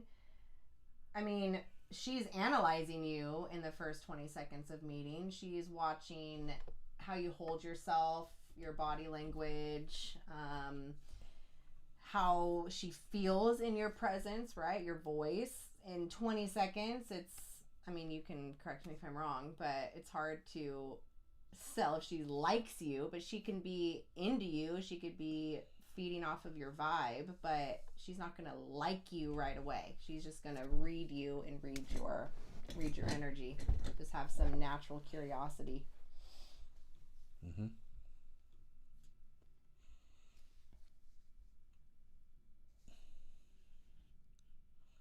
What happened to all the women who had morals and self-respect? What? It's to me? What happened to all the women who have morals and self-respect? Where is that comment? Right here. Never mind. What happened? Never mind what happened to all the good men. What happened to all the women who have morals and self-respect? I don't know what they mean. Where are all the women that have morals and self-respect? Where are they? What happened to them? They're all over the world. You're just not finding them because you're just looking at the worst of the worst, and your algorithm is showing you the crappiest of the crap. There's tons of great women. I understand when men say all women nowadays. It's like, no, that's women that you're looking on your algorithm. There's a lot of amazing women, a lot, everywhere. You're just not looking at them, you know. You're probably working at the bakery, you're cashier at Ralph's. They went to OnlyFans. But that's not true. No. the amount of women that are in OnlyFans, it's what, 1%, 2%. Man, you have That's not the average woman, that's guys. not, yeah, you have 90 plus of women. It's amazing how, to me, the media convinces people of some agenda that they have. That's not true. That's not true. I know a lot of women, like popular culture, think that's cool, but once you're alone with a woman, just alone, you and her, they're not like that. When they're with their friends, it's different because it's peer pressure. But you're alone with them, like they say, walking to the beach. She's not gonna act like anything. She's gonna be herself. You have to be good enough in order to strip the costume that she's wearing and get to find the real girl within herself. As a man, do you care about body count? Yes, of course. You should care about body count because the more partners a woman has, the less her ability to bond With you. with you. So yeah, it matters a lot, like a lot. What is your advice for someone who has a crush on a girl, but he doesn't have the balls to talk to her? You go and talk to her, buddy. Well, that happened to me. It happens to everybody. It happens to every guy. You just have to do it anyway. At the other side of fear, it's where your dreams are. Mm-hmm. So, what I used to be shy when I was a kid, and in my country, guys are very aggressive. Yeah, like they're sharks. So if you're not aggressive, you're gonna be left behind. You're not gonna eat any fish, so to speak. So you gotta have some balls, approach her, and you're gonna probably be nervous, and you're gonna shake, and you're gonna act stupid, and it's okay. And she might reject you. Okay, it's gonna hurt, but then guess what? You have to do it again, and then you do it again, and then you do it so many times. I remember being rejected so many times, but so many times that I got used to it. So I was immune. So I wasn't scared anymore. So that's what you need to do. It's reps at the gym, right? When you're lifting with weights, you lift and oh my God, the next day you're sore, it hurts. The next time you start lifting again and again and again, you get used to it. And then you start increasing the weight and then you get better and then you build muscles. Same way. You have to do the same thing. So everything that it's worth having is going to be difficult. Whether it's, taking off a big wave that you're going to surf, you're scared. You take off and then you fall and it sucks and you think you're going to drown. But then with practice, you end up surfing the wave. The same in a ramp and a skateboard, the same sparring in the gym, whether it's kickboxing, same in jiu-jitsu. Whatever you want to do is the same freaking thing. You just have to do it. And say in your mind, okay, it's going to suck. Fine, it's going to suck. I don't care. Do it. How to take that crucial leap of faith when it would require me to leave everything behind. I have the knowledge, been practicing, applying, and growing daily for the last 3 years. The same thing I was just saying. Yep. You have to face the fear. You have to understand that you're gonna die. Yeah, the movie ends with you dying. You just die. That's it. We already know how it ends. The beginning, you were born. So what you do in between is what matters. So you can literally do whatever you want because you're gonna die anyway. So go fail, lose your house, lose your money. Okay, start from scratch. It's a movie. No problem. You can respawn all the time like a video game. So yeah, start seeing your life like that. Getting back to the gym, train to failure, 4-day split, or more functional training to keep joint health long term. Not looking to do competition. Yeah. Take care of your joints. Do that. Yeah, I agree. Strength train and do your mobility and stretching and recovery, all that too, but build some muscle. The comedy is funny.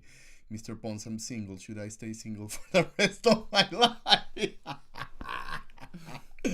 No.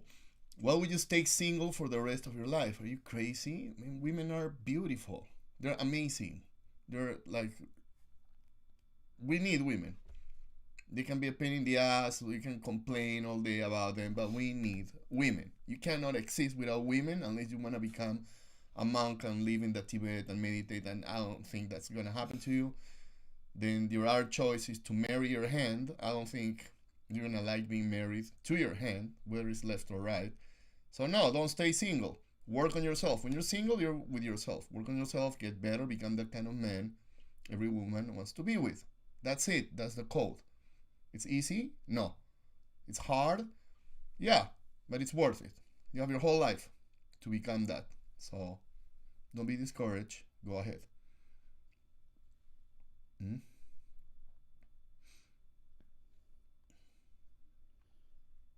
The other side of your fears are where your dreams are, Mr. Ponce. Always. Yep. Why can't women take accountability for anything? Because it's not hardwired in their system. Women cannot take accountability because back in the day, if a woman would be reprimanded, and this happened to men too, they'll be kicked out of the group. Yeah. And for a woman to survive without the group, it's impossible because they don't have the strength of a man. They cannot handle like a man, so it's hardwired. It's really hard for them to take accountability. But I mean, we're 2026. They need to learn on how to take accountability, and some women do, like this one, right? Sometimes her default is no, but eventually she comes to her senses and like, yeah, I was wrong. I do the same thing. So that's why it's hard. Don't hate women for that. It's biological. It's like women hating men. Why do men always have to look every time a girl with big boobies or nice legs or big booty walks and she's curvy or she's young and you just have to look? Why do we just have to look? Because we're pervs? No. It's biology. We're wired to look for the most fertile young female who's going to give us kids. The same freaking thing with accountability with women. It's the same. Thank you for the donation. What practical tips to help somebody stay calm, focused, confident, and warm during difficult conversations, especially with loved ones? Is that a man or a woman? I don't know, but for me, like, you need to just slow everything down first. Like, just be calm, don't react right away, and be confident in what you're talking about and hold your ground and enforce your boundaries still. But it's hard and it takes practice. It takes practice. It's not just going to happen. It's something you have to learn. It's a skill. You're going to get triggered. You will. It's just, again, inevitable. Reps at the gym. You're going to get triggered. You have to catch yourself. It's going to suck. Next time it's going to suck less. Next time it's going to suck less and less and less. And you train yourself. How can you have difficult conversations? By having difficult conversations. How? You need to listen. Sorry for interrupting you. Listen to understand them, not to get your point across. Listen to understand the person, because they're talking in a language that is completely different than your language. You need to figure out what they're trying to say to you, and that is your job, to not get reactive or defensive or defend your ego right away. Listen to what they're trying to say and ask questions. I don't understand what you're trying to say. Can you help me? Simple, without getting all flustered and reactive and emotional. But if I say that, you're gonna get mad. Dude, no, I won't. I'll get mad if you keep trying to prove your damn point to me all the time and you don't ask me that question. I understand what you're saying, Lauren. I understand. You're like, it's how you say it. It's how you say it. If you're sweet and not a jerk, then true. It's like if you ask that question with attitude, like combative, she's gonna get mad. Even more mad. But if you literally say, honey, like, can you just get me to understand what you're trying to say to me? I really just don't understand it. It's the tone of freaking voice. Yeah. It's the tone of voice. Or let her vent. Yeah. And then maybe you'll get it. Just suck it up, breathe, and then ask her, honey, I know you're mad. I know you hate me right now, or you want to punch me in the face. Like, don't say I know you're mad, because I can't stand when he says that. I know you're mad. Nope, don't tell me how I'm feeling. Yeah. Don't tell me how I'm feeling. Women don't want to be told how they're feeling. They just want to feel. And they want you to listen to that and be calm and suck it up. That's what we want. Does it mean it's right? No. We're freaking psychopaths sometimes. We're a lot. But you chose us for a reason, so you have to put up with it. And you have to figure us out. And what calms us down right away. You see how I got calm and quiet when she was like, that's what you do. You get just calm. Well, that was what? When I was what? making your point, Yeah. you know. Let me. And then you're like, okay, baby, you know, you grab her leg. What I say when we're having an argument, I always tell her, and she's crying and she's like, you know, going nuts. I tell her, you know, I love you, right? She's like, you know, I love you. She's like, yeah, I love you. Okay, I love you. And then once you drop that love bomb, the water start coming down, and then you can ask question. Please help me understand. What are you saying? So be smart. You know, you're a guy. Throw that love bomb. It's like giving her flowers or a kiss or a teddy bear or a chocolate. And a woman can do the same thing with the guys like that, like baby, like I love you. You know, you're my man. You know you're my man, right? You know you're so strong. You know I love you. Or you drive me crazy in bed or whatever. He's gonna calm down, and then you guys talk. It's practice. You gotta understand how triggered she gets, or what are her triggers, what are the words you can use, you know. How about say calm down? Never ever the calm down. Yeah. You need to calm down. Just escalated it even more. Yeah, you That's made it adding work. gasoline Exactly. to the fire. Exactly. Wrong thing to say. Exactly. Even though, yeah, she does need to calm down, but that's not how you say it. She obviously can't calm down. She's got to figure it out. What? From Australia. That's so cool. I like Australia. Good day. Wanna From visit. Australia. We wanna visit Australia. How's my accent? We wanna visit Australia. It's so cool. Is it good or bad for the man to compliment a woman if he's trying to get her number or have her to get to know you? What again? Is it good? For a man to compliment a woman if he's trying to get her number or have her get to know you. No, compliment her. They love it. It's how you say it and when you say it. You know, if you would tell her, oh my God, you're so pretty. I want to tell you, you're so pretty. Can I have your number? You're an idiot. Don't say that. Don't even approach her if that's your line. Just go. It's all about the energy, you know. You can tell her, hey, I want to tell you that dress looks fire on you. I can't stop, but you know, oh my God, hey, great, thank you. And or then even you probably know this already. Throw in like a little joke. Yeah, and then just talk to her, and then at the end you tell her, hey, you know, let's grab some coffee, give me your number, and then you call her, whatever. I honestly don't have lines. I always just do it on the spot. Did it on the spot. Yeah. Past tense. Yeah. I'm sorry. Yeah. He still likes to think he's single. player and single, but he's not. So. Nah, man, that's funny. Love you. Alison Armstrong. Who is Alison Armstrong? That's The Queen's Code, the book. This sweet little old lady that's adorable. Love her. Yes. Yeah, I didn't read anything, but you like her. I think she's good. She's a sweetheart, and she made it her mission to understand men because she was in a bad marriage before too. Mm-hmm. And she talks about it. Beyond the unpredictable nice guy. Yeah, that's true. What are your thoughts about the 80% lesbian divorce rate and the 35% gay divorce rate? Are men more agreeable? In a gay men relationships, there's usually masculine and feminine energy.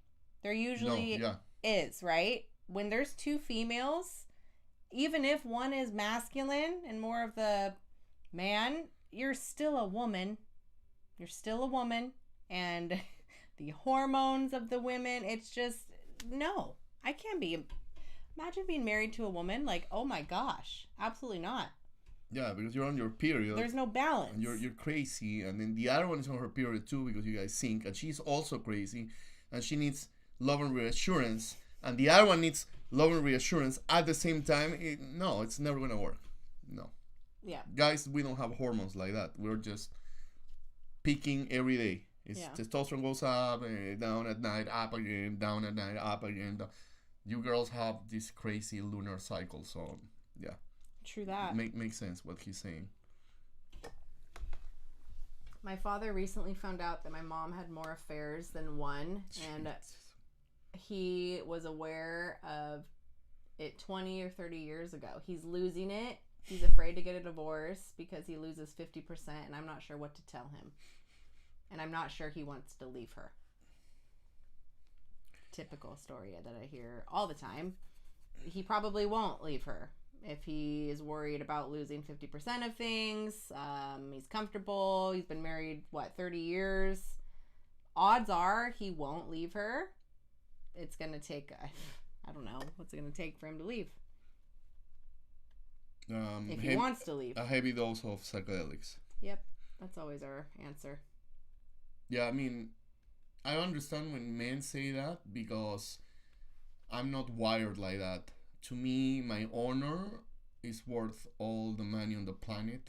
You're gonna take half my money and I get rid of a nagging, combative, cheating, masculine woman, then yeah. Take my car, take everything. I want my peace. So your dad needs to understand how much worth is his peace of mind and his balls. You know? He needs to understand that. And then just leave that bitch. Just leave her. Leave that bitch. Yeah, be free. He's probably codependent. I think your dad is codependent and he sucked it up. But I tell your dad, you know what's the best gift that you would give me as a father for a son? You leaving my mom and showing me that you are a man so I don't make the same freaking mistake. I want to feel that my dad is a masculine man. I want to be proud of my father, not embarrassed by my father. So call him out. That's called tough love. Just tell him how you feel. Tell him what the fuck that, you know? Tough love. Yeah, give him tough love. Is there such thing as being too nice even when you keep healthy boundaries? Yes. Example?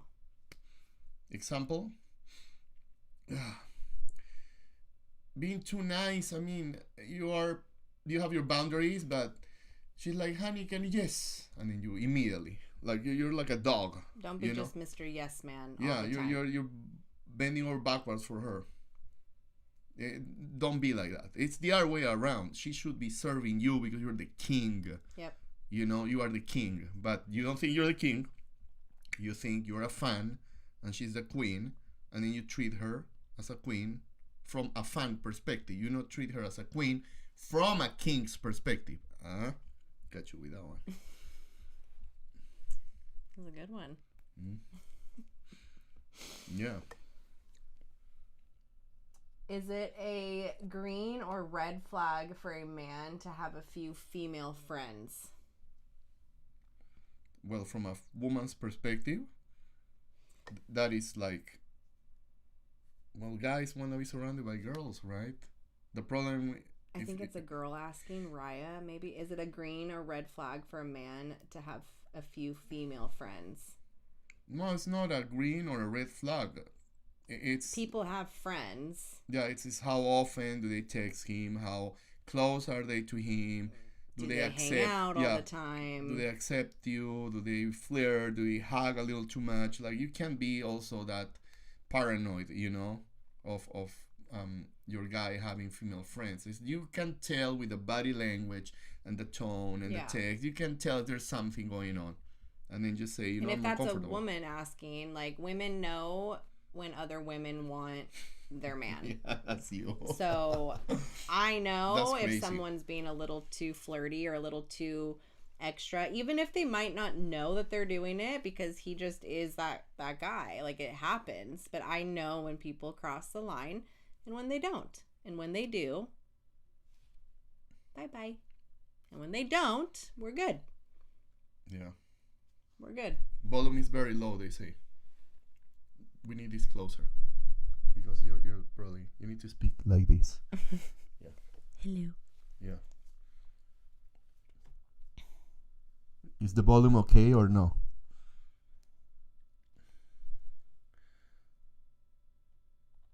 While you may not read this, it's nice to see you for you watching this. You're not as polished or scripted as you are normally in your shorts. Here I get to see you for you, and it's nice.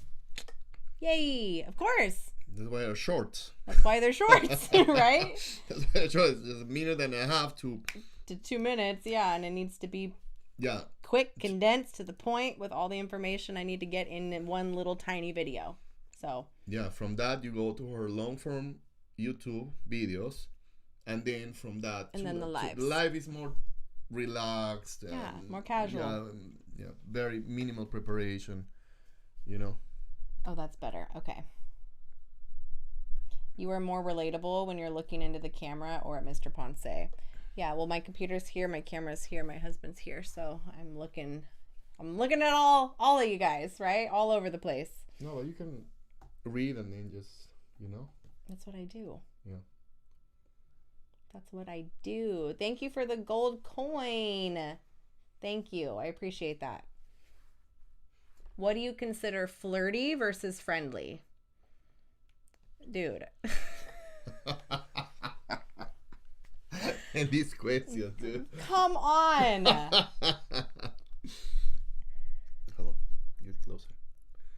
Flirty versus friendly. Flirting, you're trying to flirt with them. You're trying to seduce them. You're trying to be admired. You're trying to be pursued. You're trying to have sex with them. You're trying to get in their pants. Like, that is flirting with them and being just a little extra. It's the tone. It's how you look at him. It's how you touch. This little thing. Like, no, friendly is just you're normal. You're casual. There's no incentive. You're not trying to get anything. He's flirty and friendly.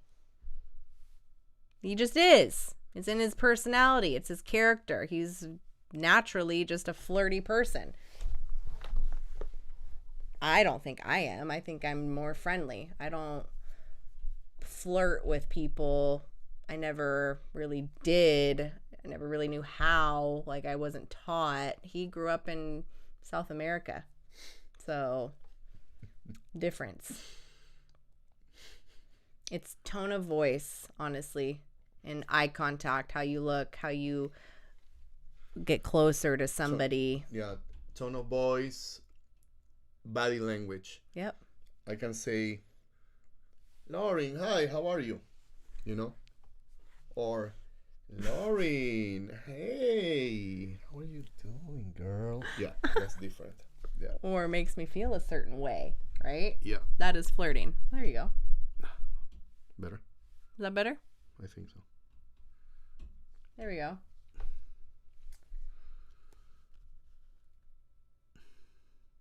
What do you say to someone who doesn't believe in love anymore? Well, I understand them. They're being hurt so many times. Too many times, yeah. And they think that the same thing is going to happen over and over again. And they obviously think that, you know, it's not worth it. But the problem is not love. The problem is you, that you don't feel enough and worth enough to be loved. And you're attracting the wrong people. Why am I attracting the wrong people? Then it's a journey that you need to embark within yourself. Yep. All the questions are within yourself.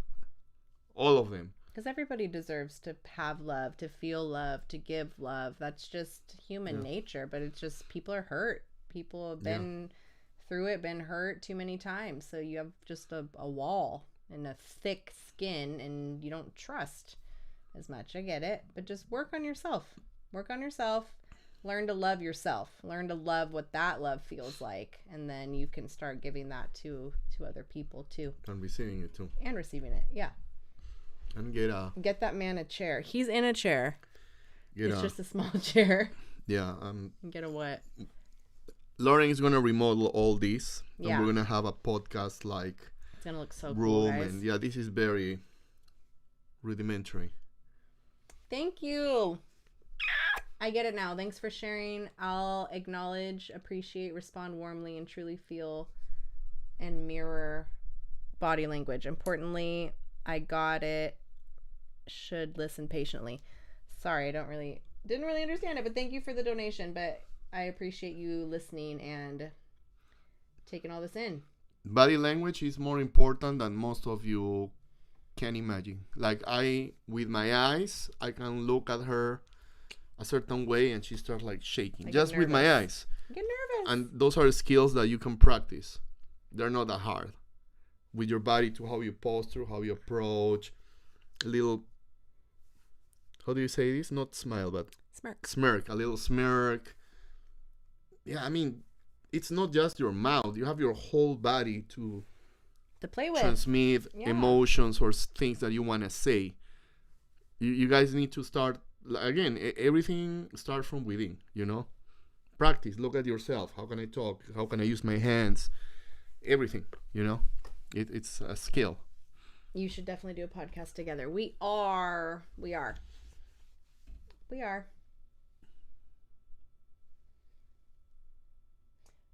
Me gusta mucho este canal. So sweet. I love this channel very much. Muchas gracias. They're saying there's different versions of flirting. Yeah, of course. There's levels, man. You can take it to 100 from 1. Yeah, there's definitely levels. But flirting is flirting, I'm sorry. Micro expressions, yes. Yeah. Let the body do the talking, yes. Everything. How you walk. Like, Lauren, because she's being raised as a tomboy, the youngest daughter living with her dad, who was this badass. Yeah, let me repeat again.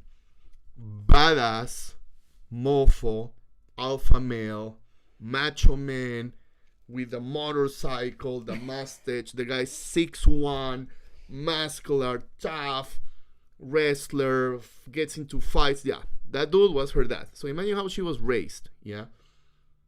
So when I convinced her to do her first fitness bikini competition, she knew nothing. She was like a baby giraffe trying to walk. In heels, yeah. In heels. But now, when Lauren walks, she walks like, and that's beautiful, because that's body language. Like exactly. A goddess. Body language, And guys have to walk a certain way, like you're dancing, learn how to dance, move your hips, use your hands when you talk. When you talk to a girl, like, don't touch her like this, just like a little tap, things like that, man.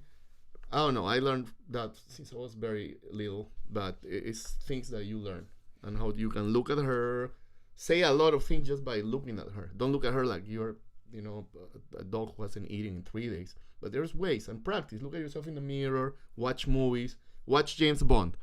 Watch James Bond movies, copy that guy, just copy him, and you'll see how many more girls are going to be attracted to you just because of that. Yep. And if you dress like him, bonus points. What do you think about speed dating events? I've been to a handful of them, and they seem like a waste of time. By the way, I'm a guy. So we'll probably have different answers for this, but that's actually something I tell some of the people I have consults with that are nervous about getting themselves in front of women or approaching women. I tell them, I'm like, go to a speed dating. It's fun. It's not that serious. You might get a friend out of it. You might get a girlfriend. It might be your wife. Like, who knows? Like, but you just go to enjoy it.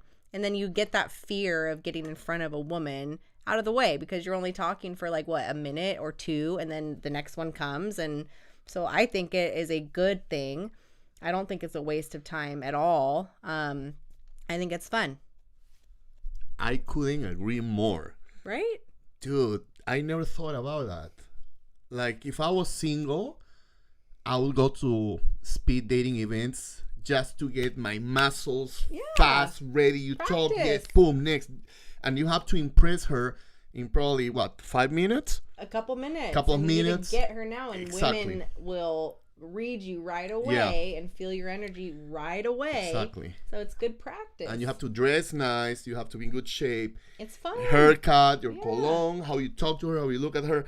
Do it, because the more reps you get, man, you're gonna meet so many girls so fast. I'm saying yes. Hell yes, of course. It's like point karate. You know what point karate is? Yeah. Where you practice. Point karate is, so it's different than kickboxing, right? So you get in a kickboxing fight, and you're punching, kicking, and trying to damage the opponent, for a period of time, until you land more, or you knock him out, or the referee says, technique knockout or whatever. Yeah. Point karate is only one hit, just one. So you're like this, moving, and in one blow, you can it can be a devastating blow. So to me, speed dating is Yeah. like that. You get so good at that, You're you know. saying speed dating is not natural, though. That's not the point. It's not about being natural. It's just getting yourself uncomfortable Yeah. and doing something different, getting yourself in front of women, getting yourself practice your words or your game or whatever. Like, just if it's whatever. Don't think too much. It's reps at the gym. The gym is not natural. Like, what's natural about lifting weights and being a machine? There's nothing natural about that, right? It's just to help you get strong. The same thing. You just do it. Yeah. We should like do an event like that. You should do it. That'd be fun. Like speed Flourish dating. with Lauren's speed dating event. Let's do invite all that. the guys. That'd be so cool. much fun. Or with her. I think it should be her, and we invite you guys, and you have to hit on her for 5 minutes I'll or be 2 like, minutes, yes. and she like No. evaluates you. Yeah, that would be cool. That would be Yeah, funny. and I dress her all sexy, so you guys go crazy and get all, all nervous. That's evil. That's evil. That'd be so much fun. Yeah, that would be cool. I mean, if you don't coach people one-on-one, but I think the people that you're coaching, but they see you like as a coach, so it's different. But it'll be good because Good if they practice, can yeah. talk to you, being you being that beautiful, they can talk to anyone. Go on tour with speed dating. Yeah, All over the world. she's like, okay, talk to Guys, me. that's a good idea. Yeah, That's a you'll really be good okay. idea. Impress me in 2 minutes. Go, and then you give them tips. Yeah. You're like, okay, you're good at this. You need work on this. You Yeah. need to do this. That'll be badass. I mean, Genius. we need security, but Yeah. We need security. but it'll be so time. cool. Big time. You can't be my only security. There's too many. Oh, let's do it on YouTube. We'll bring people live. Okay. Impress me. Impress me. Next. Impress Just me, kidding. Josh. Just kidding. Impress me, Josh. That'd be so funny. No. Brother, what inspires you to read? I struggle with it because English is my second language. Please help me. Oh, very simple. You buy a book that you're interested in.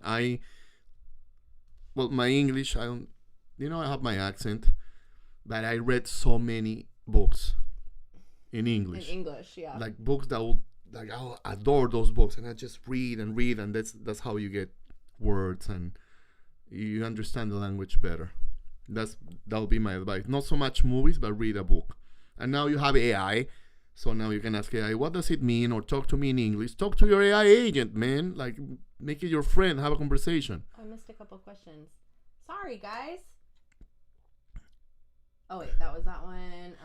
Puerto Rico. There's a guy from Puerto Rico. He says, I understand you, bro. That's so cool. Would you guys like to have children one day? You guys would make great parents. Keep up the good work. Thank you. Yes, I want him to get me pregnant now. Yes. She wants kids so bad. I'm holding it. I'm patiently waiting. I'm holding it. Soon it's coming. It's a lot of money. So I want to do it the right way, but it's coming. Dude, kids, expensive. Muy expensive. I don't care. I know. We will. I told you next year for sure. I'm holding him to that, guys. Holding him to that. Yeah, no. And it's probably gonna be 2 because she's been told by a couple of witches that she's gonna have twins. So if you were in my position, you would be thinking it 10 times, because dealing with a girl like her, which I mean I love her, but it's work. 2 more, man, and I work like an animal, so that means I'm gonna have to multiply that by 3. So be it. But let me work. Tell him to let's have kids. Tell him, guys. No, we will. Jason, hi. Jason's been here since day 1. Just joining now. Life has been busy. We'll have to watch the whole thing tomorrow. Appreciate you both. The OG. The OG, Jason. Appreciate you. No, they send you money too. Thank you. How did you two meet? We've talked about that before. Canada. Where? That's so cool. That guy, look, he just Oh yeah. donated you. Yeah, he's been Oh, he's your OG too? no, he just asked a few questions in here Okay. already and donated a couple That's times. nice. I know. Yeah, that's so cool. Thank you. Appreciate you. We've done We've done a live about how we met. I mean, we don't have to get into all of it. Yeah, kind of long. People are gonna get It's bored. long, yeah. But you can see it on her channel. I was her coach. He was my coach. Lauren, you're incredible. Totally makes sense. I'm just catching up on the questions, guys. Oh, Emmanuel speaks Spanish. Este canal es muy... Oh, he's very useful. He says, I learned Oh, yeah. a lot. Oh, thank you. Yay. Thank you, Emmanuel. I'm going to open my own YouTube channel because I've been He is. 49 years on this earth. Lots of knowledge. And I came to give. this country with nothing, literally nothing, sleeping on a mattress on the kitchen floor, washing dishes, demolition, construction. Like, I was at the bottom of the barrel. Yeah. And I'm the American dream now. I live a few steps away from the beach, beautiful house, married to this beautiful blonde. So let's say I made it, right? And I have so much knowledge to share. I want to share that knowledge to everybody. Look at children like tax write-offs. That's so funny. Oh my God. Who's that? Cyber. Yeah, that was good. Cyber 8000. That was good. Funny. That was so good. My ex brought me a book called The Secret Garden, man. That book. In that book, it's a compilation of anonymous women's fantasies, letters to the author, and it blew people's minds away because the crazy stuff, the twisted, crazy, dark Just things look at that book, guys. Yeah. Look it up, buy it. It's wild. All of the fantasies that women have. Dude, they are that like, don't tell you. yeah, I mean, when I read some of those letters, I was like, dude, I thought I was nuts. Those women are like, when it comes to fantasy, they're freaking crazy. That's So why when your wife tells you that she isn't a freak, she isn't wild, she isn't exploratory, bullshit. Like, you just haven't cracked the code yet. You haven't gotten to that level of her because it's there. It is there. How long have you been together? Since 2022. yeah. I mean, women like slasher movies, horror movies, Yeah, psychological mystery, all of thrillers. it. Yeah, it's makes us freaking go crazy. Yeah. Don't ask why. They like the darkness. We like the darkness. They like the danger. Thank you, Lauren. Realistic and full of unsettling truths. Your help is invaluable. Your advice and reality checks have sparked awareness. Keep it up. We need it. Kisses from France. France. That's so cool. Or a French friend. The presence of God is within you two, both humans. Merci beaucoup. Monsieur or mademoiselle. I learned a little French when I was in school. Yeah? Is that all you got? I know a few words too, but they're bad words. They're... Mr. Ponce, do you speak Spanish? Of course he does. Habla español, Mr. Ponce. Por supuesto. Look at that one. Is the birth rate in America alarming to you? The numbers are wild. Yeah. Yes, it's alarming. That's why we're having 2 kids. That's what I'm waiting. The world needs more of this. Needs more of us. Yeah, but kids that are made with intention, you know, there's some people, man, I see them with 4 kids and I'm like, you are a child mentally and you're having 4 kids. I can only imagine. Oh, wow. Look how low it is. You know? 53 births per 1,000 women.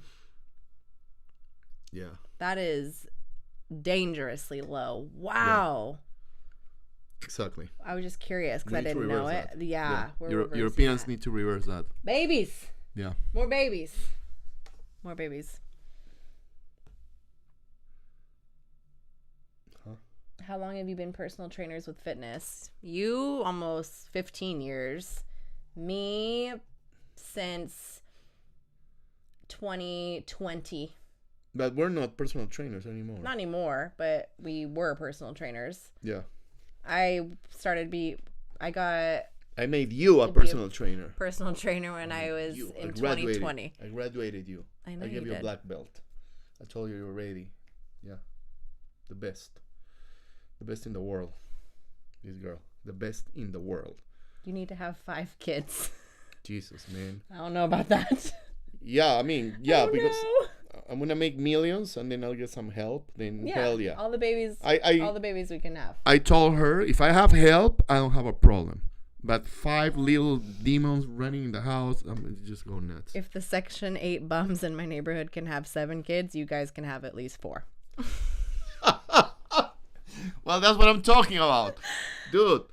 Yes, 7 kids. They're gonna be criminals, all of them. Section 8. Stop. 7 kids. The I people don't know. have money. How are they gonna, dude? 1 kid, just 1 kid. Taking care of 1 kid is freaking tough. 2 kids, tougher. It's okay. 7, you don't remember their names or their Yeah, birthdays. I don't understand more than 3. It's too. Dude.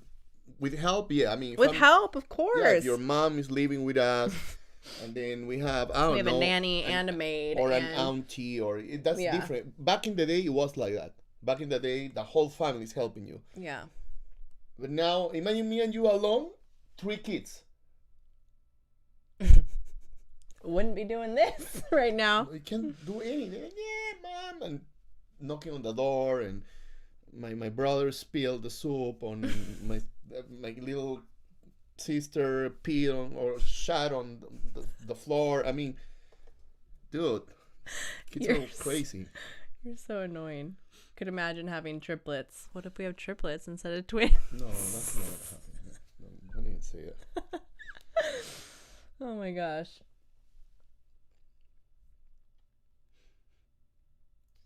Lauren, love your content. Been married a little over 10 years. Your advice is gold. I've been able to have Gemini interpret your content and how you would respond. It's amazing. I have Lauren AI. That's amazing. I love it. You're a That's genius. Such a compliment. You're You're a a smart genius. man. You We're are. gonna help you with that. Just wait. Yeah, we're gonna help you with that. Just wait. Say if you have a name in the podcast. No, we don't have a name of the podcast yet. Yeah, you guys should come up with a name. Polarity with the Ponces. That just came out. PP. Yeah. Or the The double old P. the old dude and the beauty the queen. young fox. And the beauty queen. The old guy with the big Yeah, nose. The old perv with a big nose and the accent and the hot blonde bombshell from California. Or something like that, right? Like, why is this guy with her? Or Don't say Why that is about she- yourself. What's I'm wrong with kidding. you? I'm kidding, man. No, you hunk. It's funny.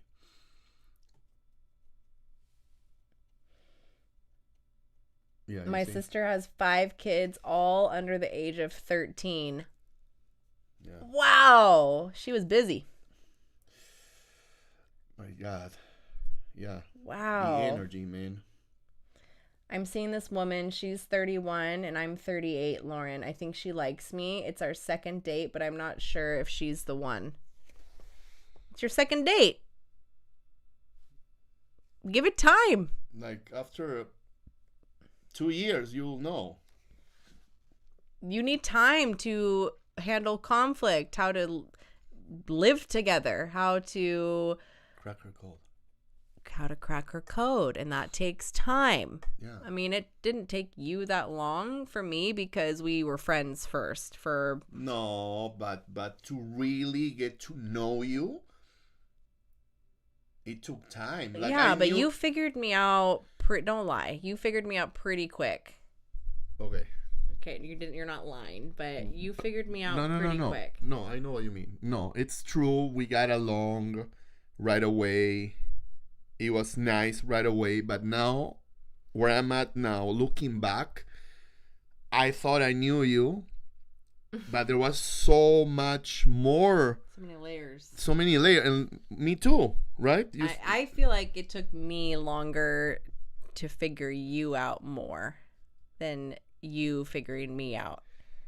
Yeah, because I'm a man and I don't like open up that much. You're a girl, but Yeah. still, man, you there's so much more in you. Like, I think for most people, a year is not enough. I think 2 years minimum. 2 years, you get a very, very good understanding of what it's going to be like with this person, Yeah, I believe. with a lot of intention, like getting Yeah. to know them, ask the hard questions, ask to see their shadow self too, because everybody has a shadow self they don't want to show. They need, Good, the you need bad, to and see the it. ugly. Everything. Exactly. Everything. You need to know Everything.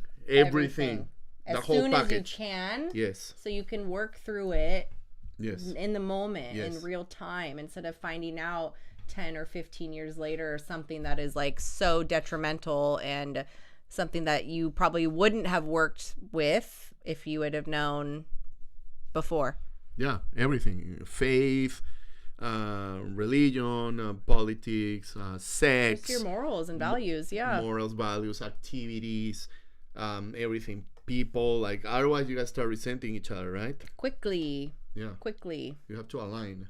Yeah. It's misalignment is, I think, one of the biggest reasons why people just don't work out. It's incompatibility and just misalignment. That you can't fake that. If you guys think completely opposite of, like, kids, for example, like if I wanted kids and he didn't, It's not gonna work. sorry, but it No. won't. Eventually, you might say, oh, I can get over that. I can work through that. That's what you want to say in the moment because you're scared of what the outcome is going to be if you hold your ground with your boundary, right? Like, you have your moral and value. You have to honor that for yourself. That is who you are at your core. If they don't align with that, that's not your person, and that is okay. Don't try to make it your person if you are totally misaligned or just incompatible people. It's not going to work. We did a live last time about how you need layers and layers and layers of compatibility, different layers that help solidify what you guys have. Mm-hmm. He cracked the code early. LOL. Kinda. I think you did. Less than 2 years. Yeah, but when we were friends, we were very open to each other. We were. Yeah. We opened right away. We didn't hide anything. We were. And Yeah. and the thing is, there's still going to be layers as change happens for the next 5 or 10 years. Yeah. Of course. There's always going to be challenges to work through, but how big those challenges are is, I think, determined if you're with the right person or not. Like, we have disagreements. I don't even think we have Very few. real challenges, like, because it's No. not challenging to be with him. It's not challenging to be with me. It's just not. So No, I can't very easy. relate to I just did a video about this today. I haven't posted it yet, but I cannot relate to people who need to get away from their husband or need to get an escape. Like, I'm sorry, what? Like, Escape weekend. yeah, like, I need to go out, man, with my girls. I just needed away from you for some time. Like, no. I want to do freaking everything with this man. Everything and anything. I want him to be a part of it. When I leave the house, sometimes I'll call him on the way home or on the way where I'm going because I just thought of something and I wanted to share it with him. Like, he's my person. I'm obsessed with him in every way. You need to be that for your partner. And I know, oh my God, just wait until you have kids. Just wait until you've been married for 30 years. I can't wait. I can't wait for that because I married right. I married my first choice, and it feels good to be able to say that. So, yeah, exactly. Exactly. That was good. Sorry, rant. Went on a little rant. Yeah, but guys, I need space or I need to find myself. Yeah, BS. Yes, that is BS. Go ahead. Sorry. no, but if they need space, give them space. They need to find themselves let them find themselves. Why would you be with someone who doesn't want to be with you? Needs time to think. I mean, especially when you're a man, men need to go away from their wives. That it's okay because we're men, we're different. Hey, he asked another question and donated. Thank you. This is for you. Beyond having a clear why and what habits, mindsets, or practices help a man remain focused, disciplined, and energetic? Okay. So when you have a why, it's easier. Let's say you don't have a why, you're figuring it out. A must for any man, a must is physical exercise. That is a must. We're meant to exercise. We're meant to either go to the gym or get in a boxing school. You need to face adversity physically, combat, okay? That to me is a must. You have to. I don't care if you're a nerd and work all day writing code or the crypto. I don't care. You have to push yourself to do that because you just feel better, okay? That is number one. Second one, big one, is self-reflection. A man has to be able to be by himself and reflect and analyze where his life is going. It doesn't have to be negative. It doesn't have to be all positive, but it has to be a balance. Okay, I'm fucking up here. I need to fix this. And I'm doing good in this and this and this. Good job. Okay, so always talk to yourself nicely. That's number 2. Number 3, you're going to be living with women for the rest of your life in this planet. Okay, don't be a weirdo and don't tell me that, no, they're not important. They are important. You need to figure them out because we have biological needs that only women can fulfill. Okay? I'm sorry. This is the way it is. You see your thing? That thing goes into a little thing. Yeah? Took like a Lego piece. It's meant to go there. Alright? Sorry to say it so bluntly, but it's the truth. So you have to figure women out too. Those are the musts of a man, physical exercise, self-reflection, and obviously the why is your purpose, right? I'm not bringing that at the end, but you need to have a purpose. You're like, why am I on this earth? Just to breathe oxygen? No, you need to find something that you want to enjoy doing the rest of your life. And that'll be my advice. My advice is that when I was lost, because I had my head up my ass for so many years I can't even count, like too long, honestly, longer than you guys in the comment. Yeah, I was worse than you guys. I always worked out. I always trained. I always went to martial arts school or surfing or at the gym. I always was doing that because that kept me level-headed, always. And then you'll find your north. Is it better to get married later in life than earlier? It seems like most of the people got married earlier in life are divorced now. Mm-hmm. Yeah, I believe you should get married later in life. And as a woman, marry somebody a little older than you. It doesn't mean somebody at the same age is wrong for you. It's not. I just appreciate his time on this earth and his education and knowledge, and it works for us, right? And men typically mature a little bit later. Mm-hmm. They mature, I think, in their late 30s, early 40s, maybe some earlier, but it's I think it's better to marry a little bit later in life. So you're not wasting time by waiting. You're just being strategic. And as a man, you need to be very strategic of who you choose to marry. It's a very, very important decision of your life. I agree. From my experience, if I would have married every single ex that I had in my life, I'll be one of you guys.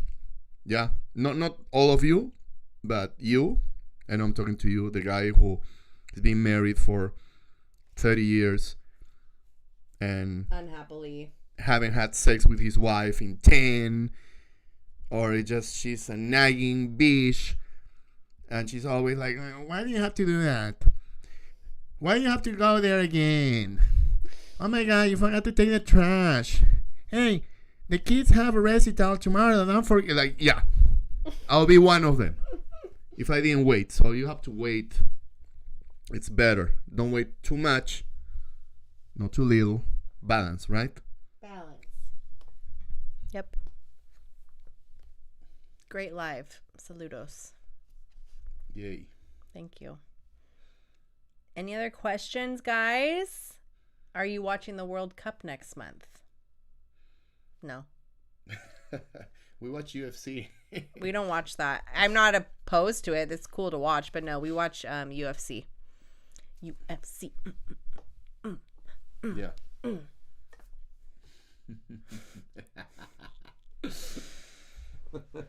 You both read me inside out. Nerd code. I got it. It's all about moderation, physical exercise. I heard for myself now the raw truth. Thank you. Thank you for the donation again. You know what? Radical accountability. No, but I knew there was at least one guy like that watching the live. I'm so glad. A little nerdy. It's okay. Dude, my dad was a total nerd. Yeah? Total nerd. He will read books, buddy, nerder than you. Do you say nerder? Nerdier than you. Who walk in the street reading his book and forget about, our house. He will pass like 20 blocks like, oh, freak, I forgot. He will read, he will write. Study. He was a scientist, so a nerd. But had game. He worked out. Always. He loved doing masculine stuff. He put me in karate when I was young. He had game with the girls. Game. A nerd, like my dad, had so much game because he read so many books. He knew how to talk to women. So if you're a nerd, use that brain of yours to get more information and balance it with physical exercise. Just how you're saying you're going to do. And man, you'll conquer the world. Believe me, the richest men in the world are not guys like me, extroverts. They're introverts like you. We don't watch football. They asked what our NFL team was, but we don't watch football. American football. I mean, I'll watch, but I like UFC. It's better. I grew up watching football. We grew up watching the Packers. My grandpa was from Texas, so he liked Dallas. And then the Longhorns too for college, but we don't watch football anymore. We don't watch any sports really. We just watch UFC and maybe like extreme sport videos just for fun. You guys watch boxing as well? I don't. He's gotten me into it a little bit. We've watched some things, but the UFC is so badass. We love that. And it's every weekend.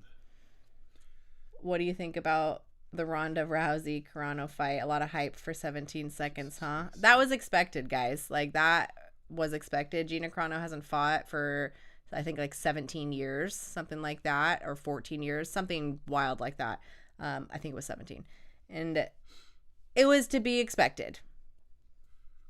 It was whatever. We watched all of it. I met Gina Carano in person. She's very sweet. I met her husband, Kevin Ross, who was with her. He's an amazing former Muay Thai fighter. I met a lot of them, and I was excited, but I knew Ronda was 40. She's 37. Gina's 43. Oh, sorry, Gina Carano. I met her.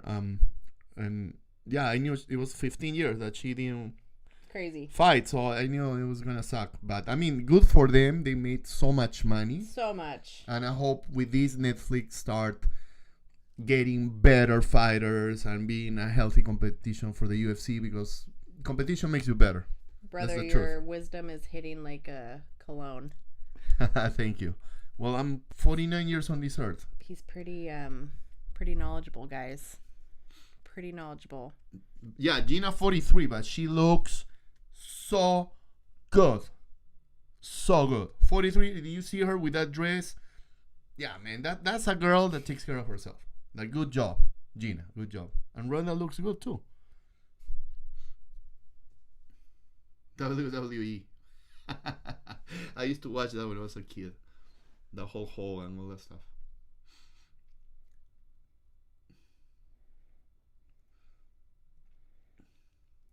Usyk, yeah. I want to watch that fight. Usyk versus Rico. That I'm gonna make her watch that fight. Boxing. We're gonna fight that one. I could have used Lauren's husband's advice when I was 25. Yeah. Buddy, when I was 25, I had my head up my a-hole. When I look back, I look at myself and I'm like, damn, man, you were so stupid. Like, literally. I can't believe it. I was so lost. So was I. I mean, that shoot. shit I used to do. I Yeah. believe. I can I only believe. imagine. This wild animal next to me.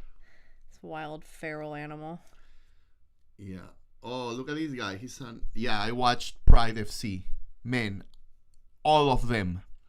All the Pride. I used to watch beginning UFC, but Pride was the best one ever.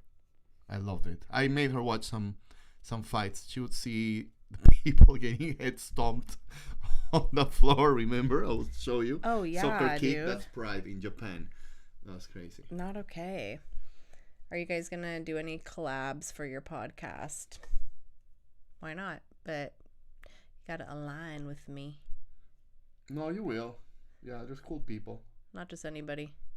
Yeah, they're cool people.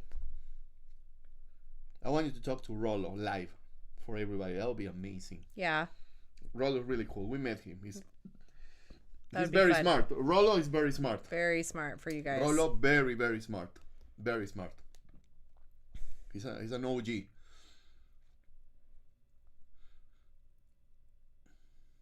With I show speed? What? Oh, the dating? What are you reading? It said they're gonna. Oh, you're going to collab with L Show Speed? I don't know what that is. How do I get my wife to see your videos without directly sending them to her? She needs your advice, but she would see it as an attack if it came from me. Of course she will. You have to, there's a couple ways you can approach it. The first way is kind of funny. You can secretly go under her phone and type me in and get me into her algorithm and just, they'll slowly start popping up. Or if you don't want to do that and risk getting caught, you literally just sit down with her and say, hey, look at this video I found talking about men and talking about what they can be doing better. First, I liked what she had to say about this. Like, why don't you take a look and see what you like too? That's another option. But she's going to get triggered. She's going to get triggered. She's going to think, why are you getting advice from some random girl online that has big boobs and glasses and she's blonde and she's young and why? And she's pretty. And pretty. Like, that is just the typical thing that I get, right? But fun fact, a lot of men that I have talked to in the consults have sent me their wives. And in the beginning, they're all bitter Bettys, right? But then when we start talking, they realize I'm a normal person. I'm just giving advice, and I actually vibe with them a lot, and they like me, right? But you have to be careful. But as a man, you go. Let me say something. Show your wife her transformation. She's like, dude, she was fat and That big, too. and that's why I watch her. That's it. That will destroy the argument of this hot blonde. Yeah, because with- I with wasn't. pick I was me almost energy. 300 pounds, and now I'm this person, right? So Yeah. that's a little less threatening too. But I think if you can find a way to get onto her phone and just like search me on all of her platforms, then I'll start to just pop up naturally. Yeah. Right? Smart. But you gotta be careful there. When she's sleeping. Yeah, while she's sleeping, just get on there, search me on her Instagram or Facebook or And her watch, TikTok and just then watch it Delete the search. and delete the search. Yeah. And then it's gonna guess what's gonna pop Yeah, up and tomorrow. then save, and then unsave and like and send it to you, and Yeah. then delete and send. But you already received it, so when she's sending it to you or more people, well, it has to be you. I Then wonder. the algorithm is like, Yeah, it's gonna show you. I wonder the amount of female hate that you get. Yeah. Believe it or not, it's getting to be less and less. I'm glad for that too, because my content is for women. it is. It's not just for men, but it's maybe more for women than it is men, because I'm teaching you how men think and how they operate and what they want, right? From a male's perspective. I know I'm not a man. I don't have a male brain, but I'm doing my best to convey it to women so they understand. It doesn't have to be like that. It has to be from a female's brain. This is how I understand men. This is how men think. True. And you should understand that, because it's coming from you. So it's a channel for women, honestly. You want to learn how guys operate? Watch your channel. Like Jesus Christ. What about an introduction short to send? Something not so threatening to her character. Nothing about calling women out. Like nothing about how to be a better woman, how to be a better wife, how to be more feminine. No, you have to take some accountability for yourself and say, I watched this video. I got this information for me out of it. And then but just tread lightly, because she's going to get pissed. 9 out of 10 times she gets pissed. The 1% don't get pissed. They're just more healed or more confident in themselves or more secure. But it's a tough one. She has to get mad. I mean, how do you evolve if you're not gonna be ready to face the uncomfortable truth? A woman's worst enemy is other women. Dude, women are gnarly. They're mean. Not all, but hurt women, unhealed women, traumatized women, jealous women, controlling women. Like, women are, they can be evil sometimes, but they're just hurt. They're expressing that in that way, right? It doesn't make it right, but at least it explains it a little bit. Mirko Krokop and Fedor Milenenko. Me too. Brother, we owe a big hug to Lauren for getting to talk on this platform. Hugging you. Making the world a better place. Trying. Yeah, this blondie is special. So are you. Thank you. So are you. Thank you, but this is your show. You're the special one. I wouldn't be here you're changing the world. I didn't have you, so. A little bit. You can keep saying that all you want. Yeah, my ex is like, who's Lauren? Yeah. It's okay. You tell her. Lauren is a girl who was almost 300 pounds. Almost 300 pounds, and look at her now. Let's listen to what she has to say. Changed her life, got her head out of her rear, did something about it, and made a change. Lauren, you're making us better men. Thank you. I'm trying.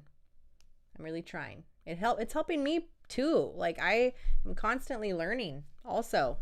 And helping this guy too. And he's helping me. Like, it's just wild. Well, yeah, pretty much is what you do with me. That's your content. Yeah, everything we talk about, or I talk about, guys, it's how I live. It's stuff I've done. It's things I've learned. It's us. My controversial rules in my marriage video, that is how we live. That video went viral, like so many millions of views.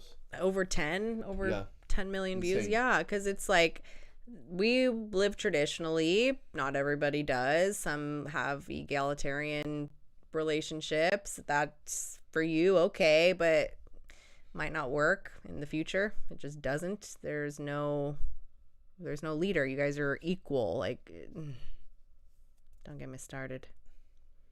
Don't get me started. Hmm?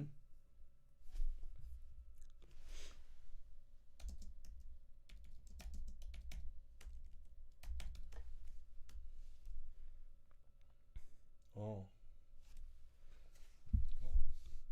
I'll stay with you guys. Go, baby. No, it's okay. Tell them, guys. I need a little potty break. Pee break. Pee break. That's okay. Hold on. Baby, you're so sweet. Honey, but it's your show. It's been 3 hours. Hold on, I have to go pee. Dude, I can't believe my wife has been holding it for so long. I'm sorry. And I'd like to just go to the bathroom. That is so funny. Well, I'm taking over now.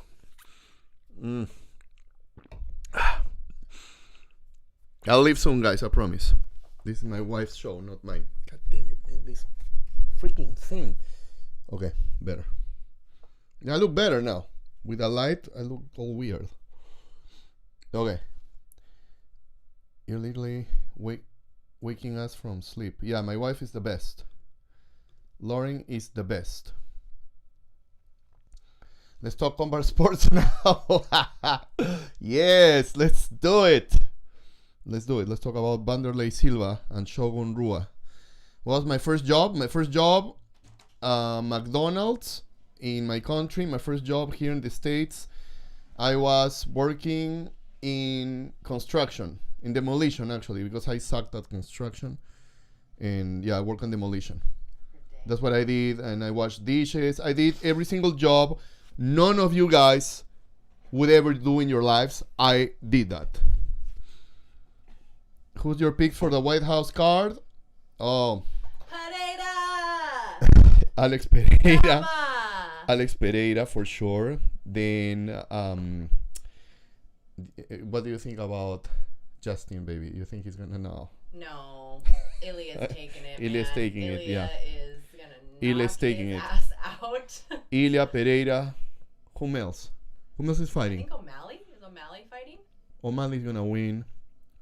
Oh, that crazy dude with the glasses. Oh gosh, ugh. That dude is insane. I can't stand He's a Looney Tunes. I can't stand He's gonna win too. Nurmagomedov was the best. This is the first time in 50 years I've seen a toilet break live on TV. Sorry.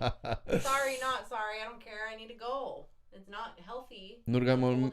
Yeah, Khabib was the best. Yes, I agree. One of the best. George St. Pierre was amazing too. He's from Peru. No, I'm not from Brazil. I'm from Peru. But we're brothers with Brazilians, Argentinians, Colombians. We get along with everybody in Peru. Everybody likes us, honestly.